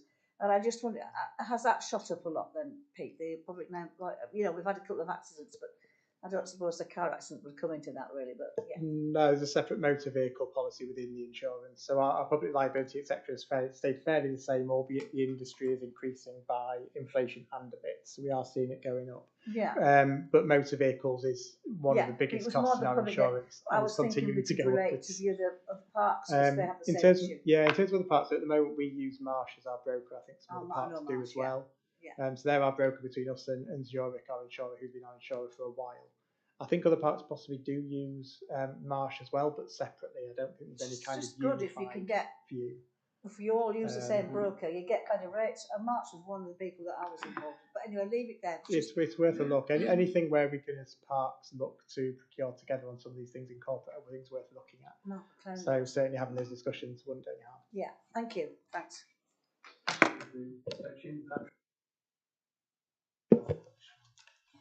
Very quickly, Pete, as always, really excellent report. And of course, I'm very pleased to hear about the capital grant. But I'm also interested what you raised as one of the methods by which we might spend this capital grant is this 30 times 30. Last week we had a conservation climate change forum, and we were talking during that meeting. I mean, there were so many reports that you officers have to deliver to the likes of DEFRA and Natural England. Climate Action Plan, Plot Off, I can't remember what it fully stands for, Plot Off, the biodiversity report that you've got to write.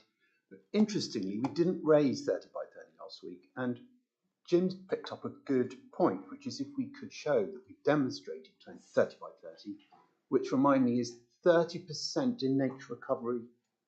What's by 2030? 30% of land and sea conserved for nature by 2030. Now, I don't know how close to that 30% we are, but it's a very good challenge for us.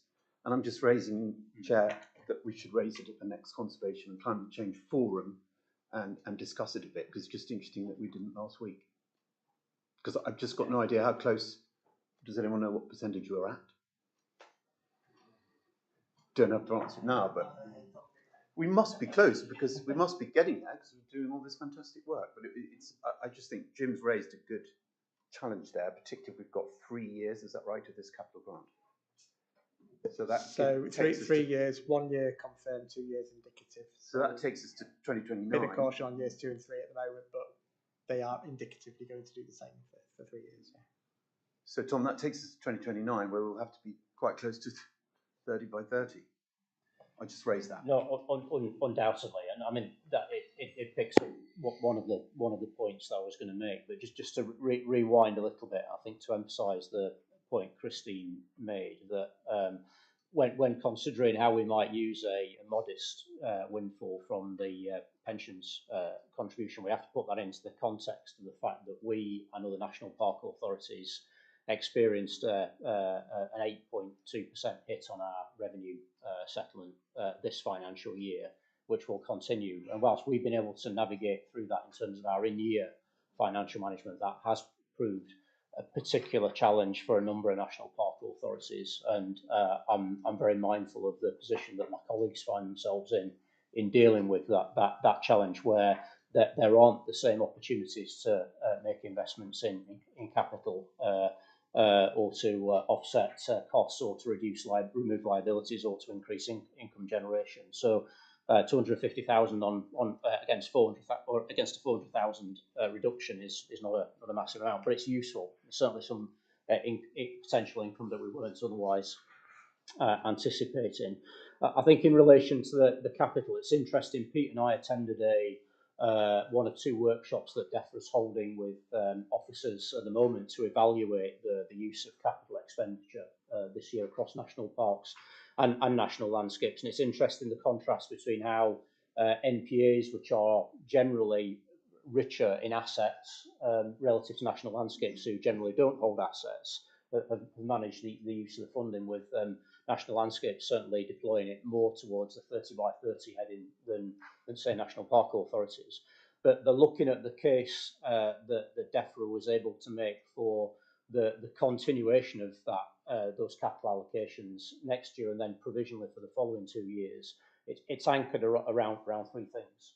So one is 30 by 30, by that ability to bring more land into those criteria, which are based on the level of control and the durability of control in terms of meeting conservation objectives. There are a set of detailed criteria that DEFRA published last year, I think, Bryony, that set out what land qualifies as 30 by 30, and it's a long way under 30%. I think there are various debates about whether we're at 10% or 15% or 20%, but it's a long way below 30%. And there's rightly an expectation that protected landscapes that are designated for that purpose will do the heavy lifting on 30 by 30. And so that's really driving government and really driving DEFRA in terms of strategic decision making by organisations like ourselves.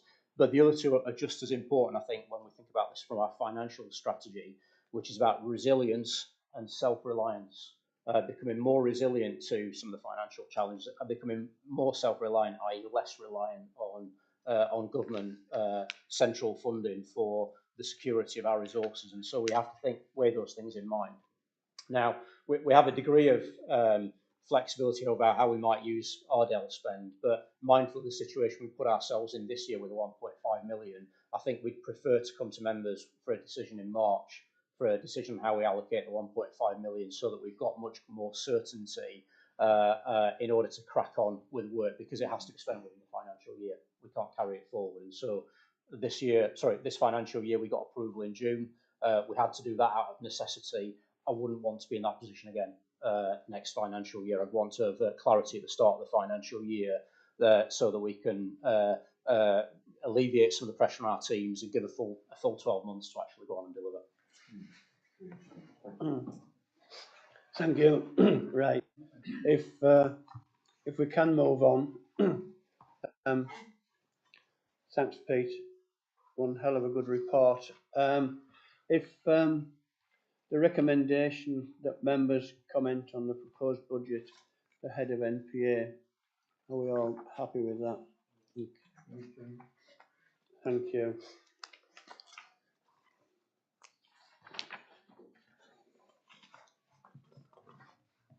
if we can move on to item 11, the quarterly performance scorecard. And Kate's going to give us an update. Thank you. Yep, so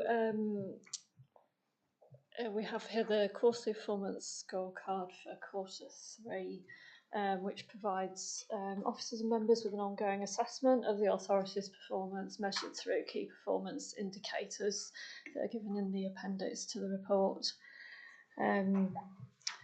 So all performance indicators were judged to be on target, apart from those listed in the covering report. So firstly, social media engagements, impressions and video views, which does come up as an area that's not on target, I think, in most quarterly scorecards. This is partly due to trends in social media. So it's noted here that there was a viral post in the same quarter in 2024, and there's also been a gap in staff resource devoted to social media recently, so activity has dropped a little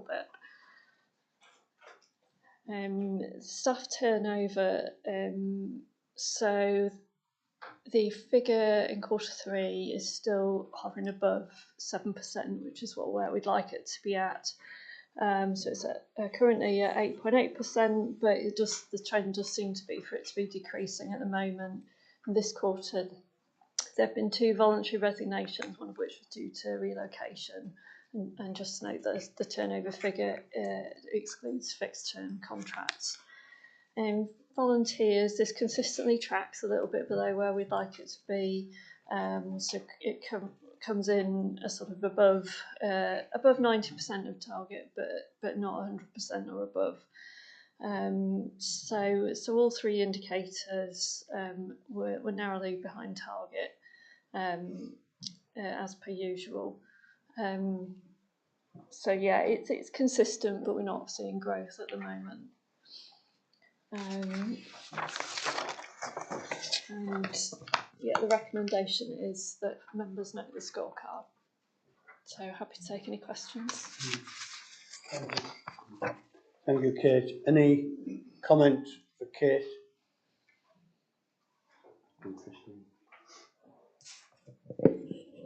Kate. I don't normally get too involved in the social media stuff because I know that varies, but I do see that it's changed quite a bit over the last quarter, and I just didn't know there was no reasoning given in the report for, do we understand why that may have happened? And I suppose the other metric that shifted is the volunteer days. As you say, the number of volunteers has stayed consistent, but the actual days has decreased, and that'll obviously have non-cashable, but an impact on the delivery of the park. So I just wondered if there were any reasons why, could just be because it was wet. I have no idea, but.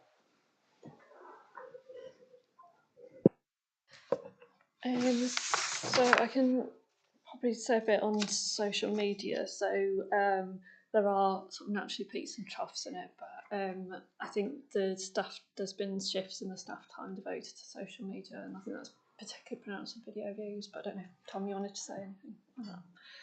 Yeah, no, I can clarify that. Christine had a good discussion with the comms and marketing team last week, so that we lost a member of staff who is devoted, focused on social media. In the autumn, we have a new starter who's now on board and performing that role, but it meant that there was inevitable impacts in terms of output from the organisation. So I don't think we're too alarmed by the deterioration that we've seen in pretty much all of the indicators. We monitor indicators because they help us understand how we're doing. But the conversation I'm having with the team is we'll need to keep an eye on that going forward, because if we were to see a continuation of a downward trend, it would be an indication that either the marketplace is changing, and we haven't adjusted to the marketplace in terms of how we connect and engage with people, or we need to innovate. in the way that we undertake our social media. So it's useful. I think we use these KPIs as a means of helping us understand how things are evolving, that are ultimately part of our organisational strategy. And in this instance, I attach a particular importance to comms because it ultimately is a way in which we draw interest, excitement, and energy into working with the National Park and the National Park Authority. Thank you, Tom. Any more comment? Go on, Pete. I could pick up on the volunteers if you want a little bit as well. So, you're right. Active volunteers has remained fairly stable as it has done for a while. Number of days has come down. It does tend to come down in Q3, but it's come down by more. But if you look at the hours, the number of hours has come down a bit, but not proportionally as much. So it's almost like we've had more tasks actually where people have done a similar number of hours, but recording less whole days. So it's a bit of a distinction between the two. We did raise it because we did notice it had gone down a lot on the days side, so I'm pleased you noted it. But it is something for us to have a look at because there is a general trend that's going downwards. We've got a new volunteer strategy we're rolling out, and hopefully looking now a lot of the work with Claire on that to reverse that and reverse indeed that stability in numbers as well. But it'd be interesting to see what happens next quarter. And like I said, the number of hours. So we do need to make clear in the report, I think, a little bit that relationship between hours and days, in particular, just make that a little bit clearer. So we'll pick that up for future quarters. Go on, Jim. Yeah, thanks. I agree with Tom on the communications, but also on the volunteers. And I've just come back from a jaunt down the Rocky Mountains, which was great. But they've got some great trails, and they're completely maintained by volunteers, as far as I can see.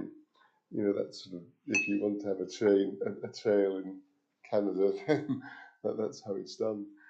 But I was just wondering about the opportunities for volunteering. You know, getting volunteers means taking on opportunities that people want to get involved with, doesn't it? And I just wondered, you know, when we last had a think about that, you know, what are the things that people want to get involved with? Because there's only so many people out there, and there's lots of opportunities for volunteering somewhere.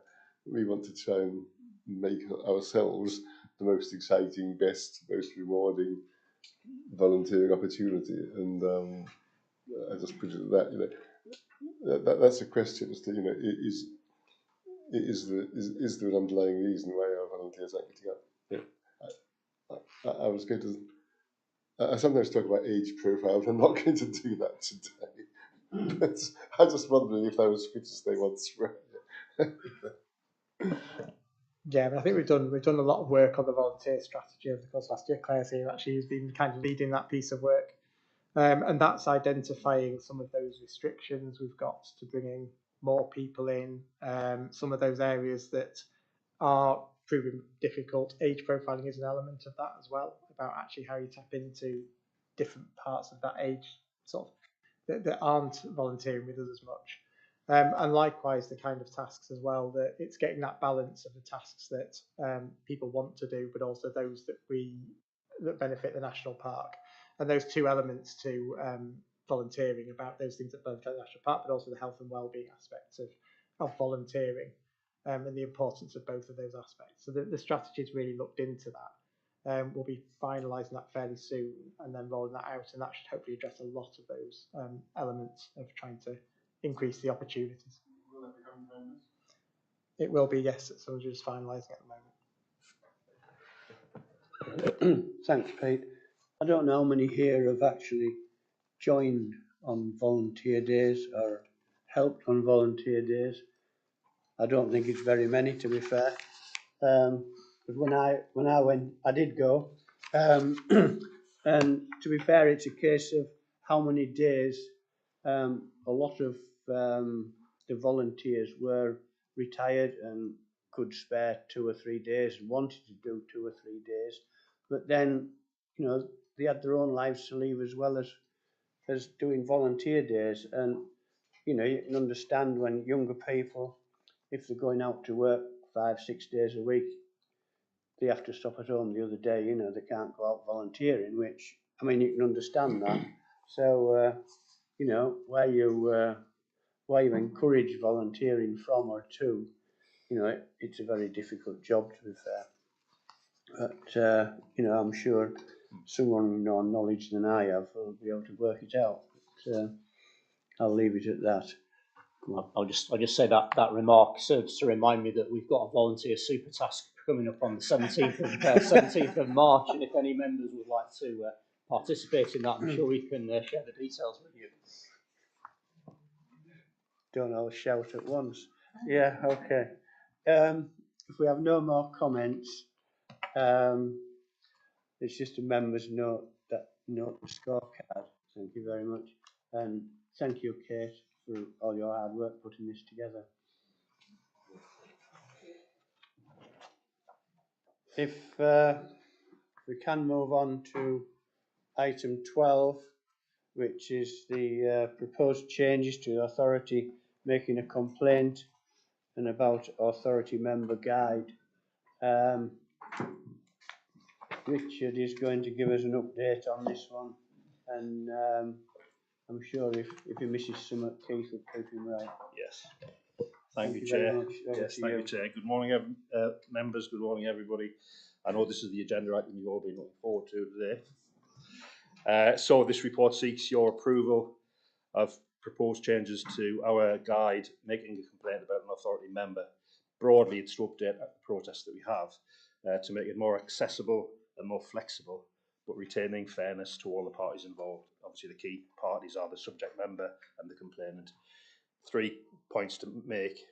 We get very few member complaints. I think we're averaging about 1 every 3 years, but it's still obviously right that we update our policy on this. And broadly, this is reflecting the Local Government Association guidance from 2021. I also have to thank Keith Wilkinson, our independent person. He spent an awful lot of time working through this with me. So thank you, Keith. 3 points to make to add to the written report, or 3 verbal points. Just if you look at paragraph 3.2 of the report, Roman numeral 3, I mention involving external investigatory parties or authorities. Just to clarify, that is expressly referred to in the Local Government Association guidance. I haven't just made that up. And then 2 specific points in the appendix. So hopefully you've all got the appendix, which shows the track change amendments, so you can see where we started and where we're going to. Again, Keith and I spoke about this after I produced the written document, and it's to suggest 2 additions. So firstly, and it's just additions that we think explain, just give a bit more explanation. So on the first page, the new paragraph that we added, where we say the authority ordinarily requires complaints to be submitted in writing to ensure clarity, but may accept complaints submitted verbally where the circumstances of the complainant or the complainant reasonably warrant it.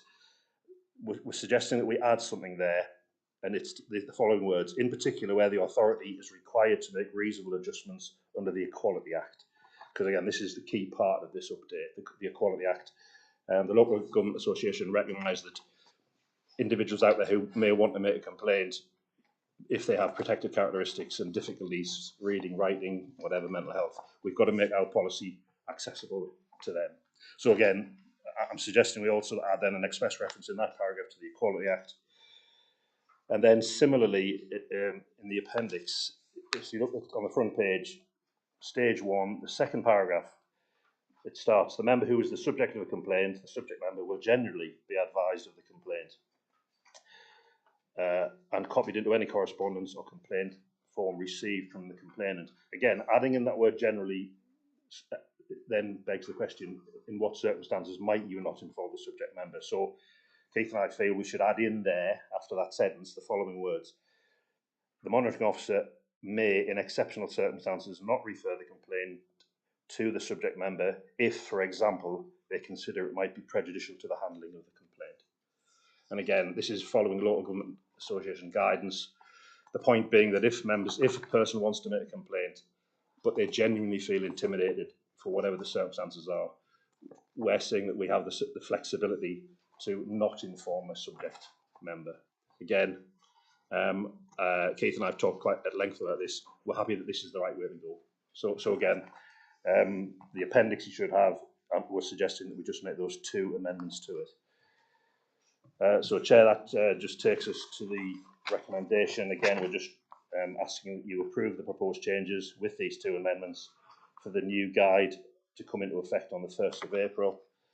I'm happy to take any questions. Equally, Keith, Chair, Keith has put a lot of time into this, and I just wondered if Keith had anything he wanted to add to what I've said.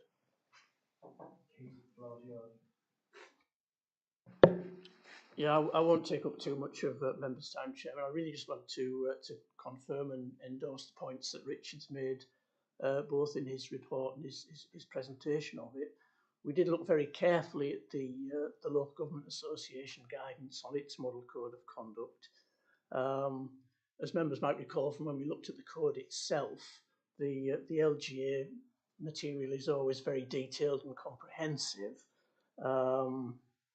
The guidance, if members took the opportunity to look at it, it's in the background paper, it would have taken you a long time, I think, to get through it, because it's a very, very detailed and substantial piece of guidance. Their guidance is to monitoring officers. Our guidance tries to be a bit more helpful in directing members of the public on how they might make a complaint against the authority members. So whilst ours is very much shorter, partly for that reason, we think it's clear and fit for purpose. So whilst our guidance is different from theirs because it takes a slightly different perspective, as Rich has outlined in his report, we were very much reassured that our guide follows a similar comparable structure to the LGA guidance, and we believe it contains all the essential features of the LGA guidance, and that's summarised, I think, in paragraph 2.6 of Richard's report. We did nonetheless look at the LGA guide to see if there was any improvements that we could make to our guidance, and that's set out in the changes that are in the track change appendix, and again summarised in Richard's 3.2. So we think it's a good guide. We think these slight changes will improve it. But if members have any questions, I'm sure Richard will deal with them primarily, but I'm happy to help him and assist with that if I can. Thank you, Keith. Any questions for Richard and Keith on how to complain about our behaviour, basically? Go on, Jim. Sure. What was I going to say? So is the complaint about a member sort of different from a complaint about the authority? I would imagine that, if you were a member of the public being served by the authority, your starting place would be the total authority of which the members are the board. Is this a specific thing for members? Jim, yes, good question. It is. So a complaint about a member then it immediately comes to the monitoring officer with the independent person then involved. And a complaint that's not about a member is just a corporate complaint. And that will then primarily go through our corporate complaints process, which would start at, I think, director level, and then at stage 1 director level, and if it then is escalated, at stage 2 goes to the chief executive. So member complaints come to the monitoring officer with the independent person involved. Complaints that are not member complaints go to senior office. Yeah. So I'm just going to, so in a sense that's identifying as like elected local authority members, that's the same treatment as councillors would have in a local authority. Yes. Which is somewhat reassuring, I suppose. And the other thing is, after all that brouhaha, there's not really much that can be done, is there? The last point is that you can't really make any sanction or censor or anything. I think you can. I assume, and it says you can. So I just, Mr. You can take people off the authorities committees. That I assume the authority is not a committee. The authority is the authority. So the sanctions available after that are to me not quite mild, given the extent of the process. Jim, yes, it's yeah,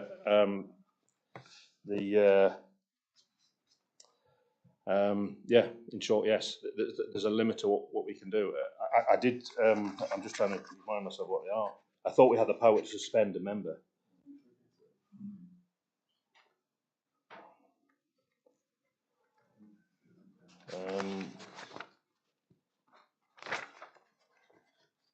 Page 7, paragraph.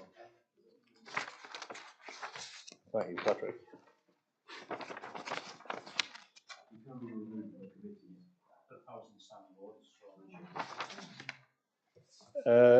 Yes, to be honest, Jim, you've caught me off guard. I can't remember exactly what the extent of our powers are. I'm sure that there will be circumstances in which if a member behaved, if member behaviour was so serious, if there was, say, criminal activity, then I'm reasonably sure there's powers to suspend somewhere. And I can't remember where they are off the top of my head, but Keith, do you know the answer off the top of your head? I don't know the answer off the top of my head, and it's a good challenge, Jim. In fairness, I think a lot of the time these, because coming back to your first question, really, it's quite different from a corporate complaint in the sense that you are challenging a member on his behaviour under the code of his or her behaviour under the code of conduct. So a lot of the time those matters can be resolved by almost a reprimand from the council panel to the member and a warning as to his or her future conduct. And then there's some reassurance given to the member of the public that's complaining that these matters are being addressed and members are being kept in line. It's not meant to be a punitive, sanctions-based regime, I don't think. There will be some sanctions there. I don't know off the top of my head what they are. So, Chair, at the bottom of page 112 on the electronic thing, it says the panel has no power to suspend or disqualify the subject member or to withdraw allowances. Jim, that's right. That's correct. I have it in my head that there is, if in matters of seriousness, there is a power to suspend, but I can't remember where that is. The best I can say is, for my own benefit, I'll find that out. Rather than prolong debate, I don't have my green folder which has all the standing orders and so on in it. But I think we'll just minute this as an action for Richard and I to take it away so that we can report back fully to FRASC on the powers of sanction that exist within the authority, not just within the complaints process. I was just kind of noting the situation rather than really saying much more action should be done. No, Jim, it's a good point, and Tom, thank you. I think it's certainly useful for me to know if a member of the public did ever ask me. I would need to know the answer to that, so it's actually been useful. Well, it could be. I mean, if a member of the public got aggrieved enough to go through that process, you would think that at the end of it, if the member was recommended a bit of training or something, they wouldn't be a very satisfied bunny, would they? Thank you very much. If we can move on to the recommendation. The recommendation with the subject to 2 updates on it, is that right? Correct. And members approve the proposed changes to make it a complaint about authority member guide set out in Appendix 1. The changes to come into effect on 1st of April 2026. In favour? Yes, Thank you very much. Thank you, Chair. Thank you, everybody. Thanks, Richard.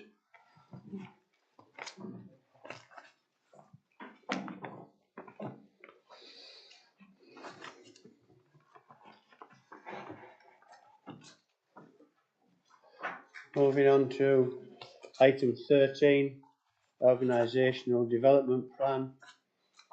I have read this. Claire, isn't it? Is it right? I think so. Hi, Claire I'm Roberts, Claire thank you Roberts, very for those who don't know. I'm the Head of People Authority. So members may remember that they approved a organisational development plan back in 2023, and we committed to giving twice yearly reports on the progress against that plan. And this is the second report of this financial year. And the report seeks to give you the assurance that progress is being made against the 4 sections of the plan. But I will take the report as read and open to any questions that you may have on it. Any questions for Claire? I know she's done a lot of work on this, so come on. That's the way to stum it.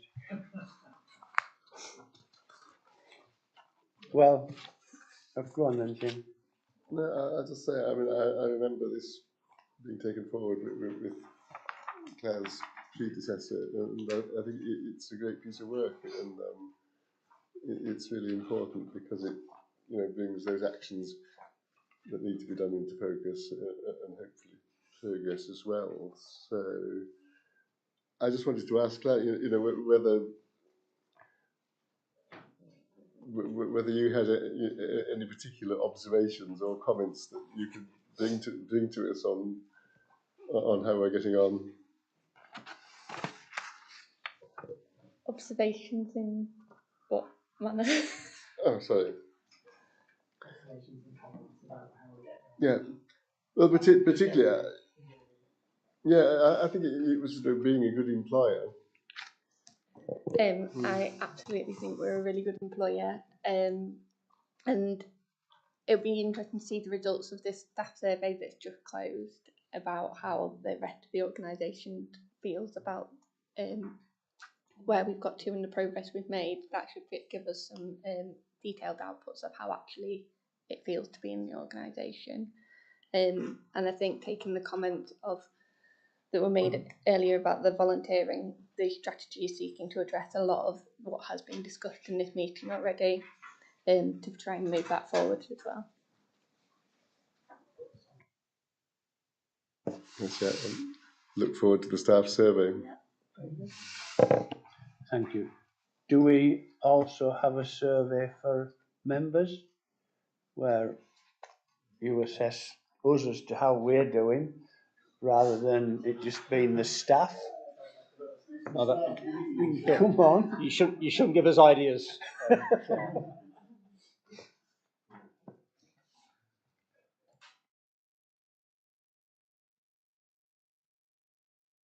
Oh, sorry, I switched it off. Recommendation, members, that you note the contents of the report. Thank you very much. If we can move on to item 14, health and safety update. Pete, I'll hand over to you. Yeah, thanks, Chair. Just a couple of things that I'll pull out, otherwise I'll again consider this as read. One of the things is just around near miss reporting. I think we're generally finding we don't get very many. I think there's a little bit of work to do again, just about driving that sort of culture of reporting near misses across both volunteers and staff, and just making sure that where we do have those, quite often people won't report them because they think, well, nothing's really happened.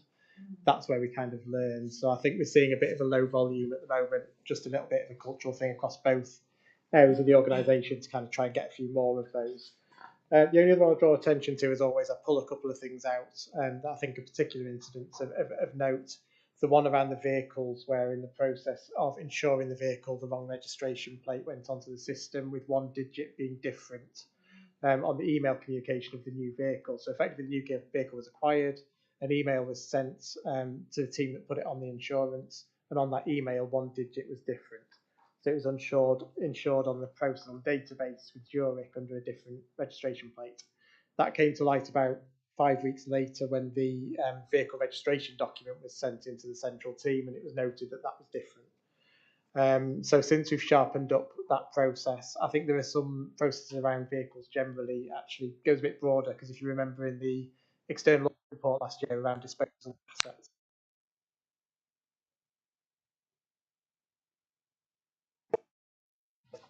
generally around vehicle management, I think there's a few processes. This is potentially indicative of that as well.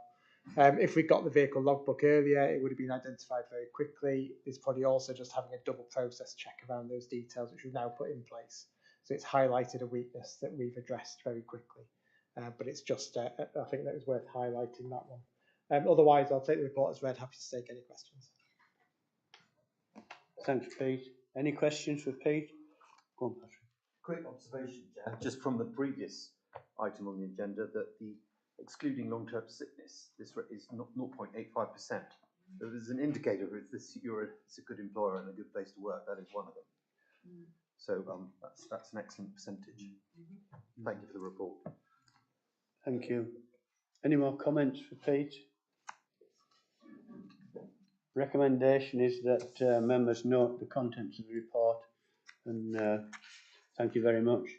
If we can move on to the Treasury Management and Prudential Code of Capital Finance, I'll leave that to you, Pete. So Richard said that was the report everyone was waiting for, but I suspect it's this one.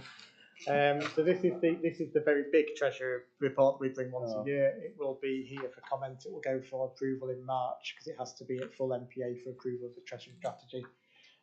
Just a couple of notes on it. A reminder that this is provided through North Yorkshire Council's Treasury Management Service under a contract. So they provide us with this service. So we buy into, I guess, their investment strategy, and everything else is what we adhere to. So their investment strategy is broadly the same as ours. Obviously, we have less funds overall than North Yorkshire Council, so we can't access all the funds that they do, but we sign up to the same strategy as they do.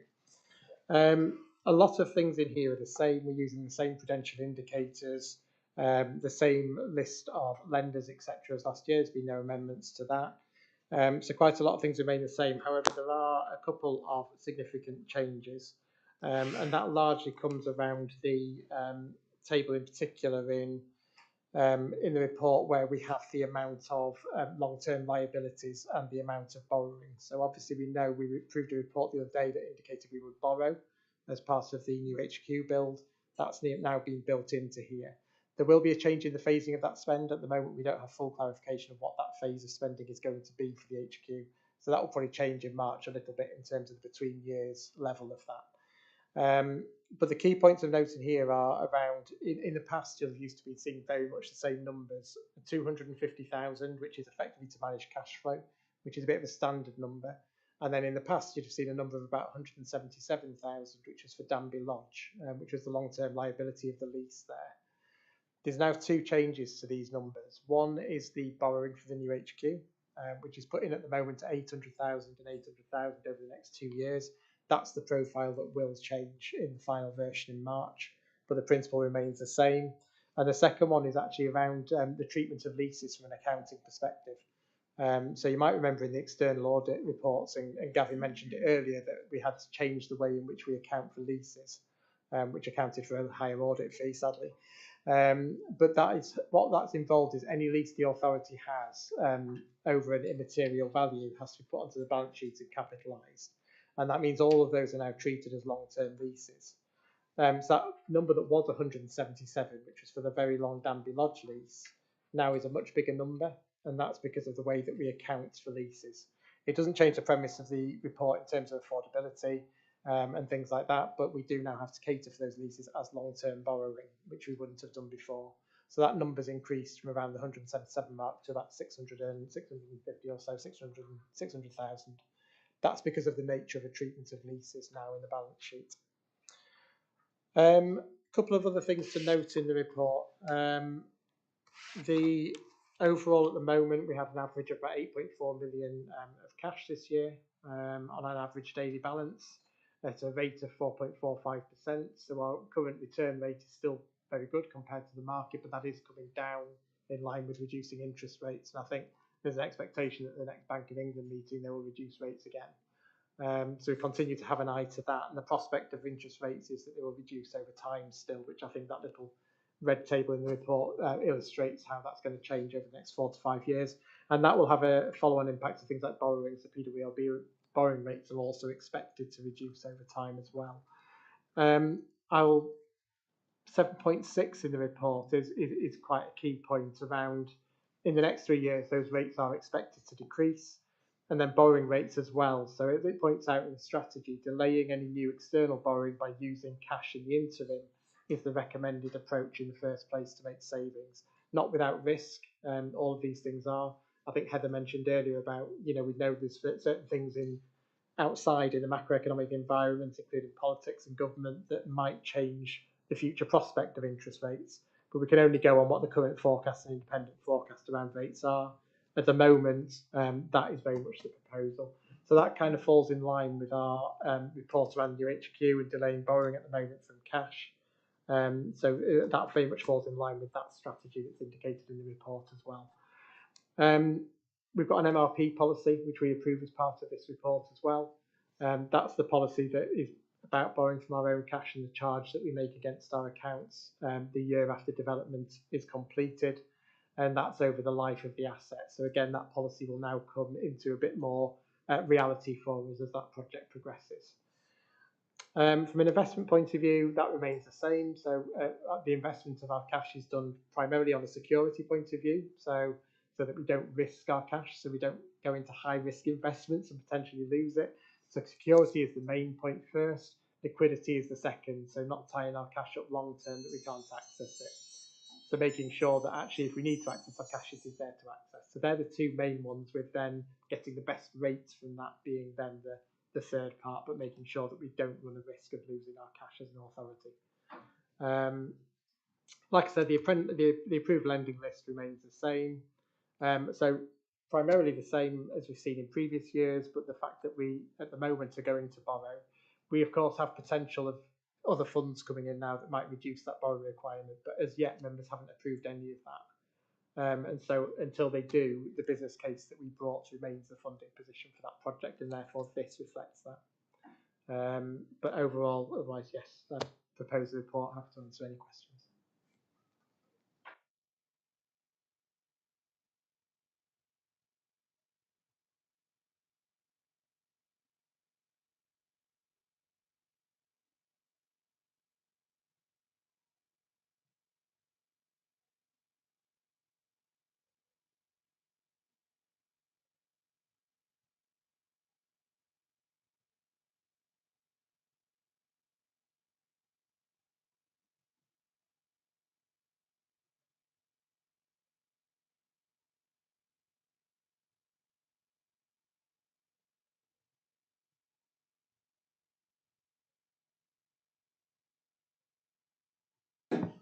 I'm happy to do that, Chair, but presumably the variances that we've talked about in the budget today won't affect this, or will they? No. In that case, happy with that. Just to clarify, the only amendment I expect at NPA is probably the phasing of the borrowing relating to the HQ. I don't see that any of this will change that. I think if in March we do bring a report where some of that capital is allocated to it, it wouldn't change the treasury management strategy because we bring in the paper on the same day. But what I do, I think I've put in the paper, is I'd bring an update at the half year that would amend the strategy to update for that borrowing reduction if that's what we choose to do. So yes, we'll approve the same paper, change in phasing. Halfway through the year, we'll then adopt the changes as a result of that. Okay, thanks, Pete. Any more comments before? Are all in favour of that recommendation? Thank you. If we can now go into private session, I believe.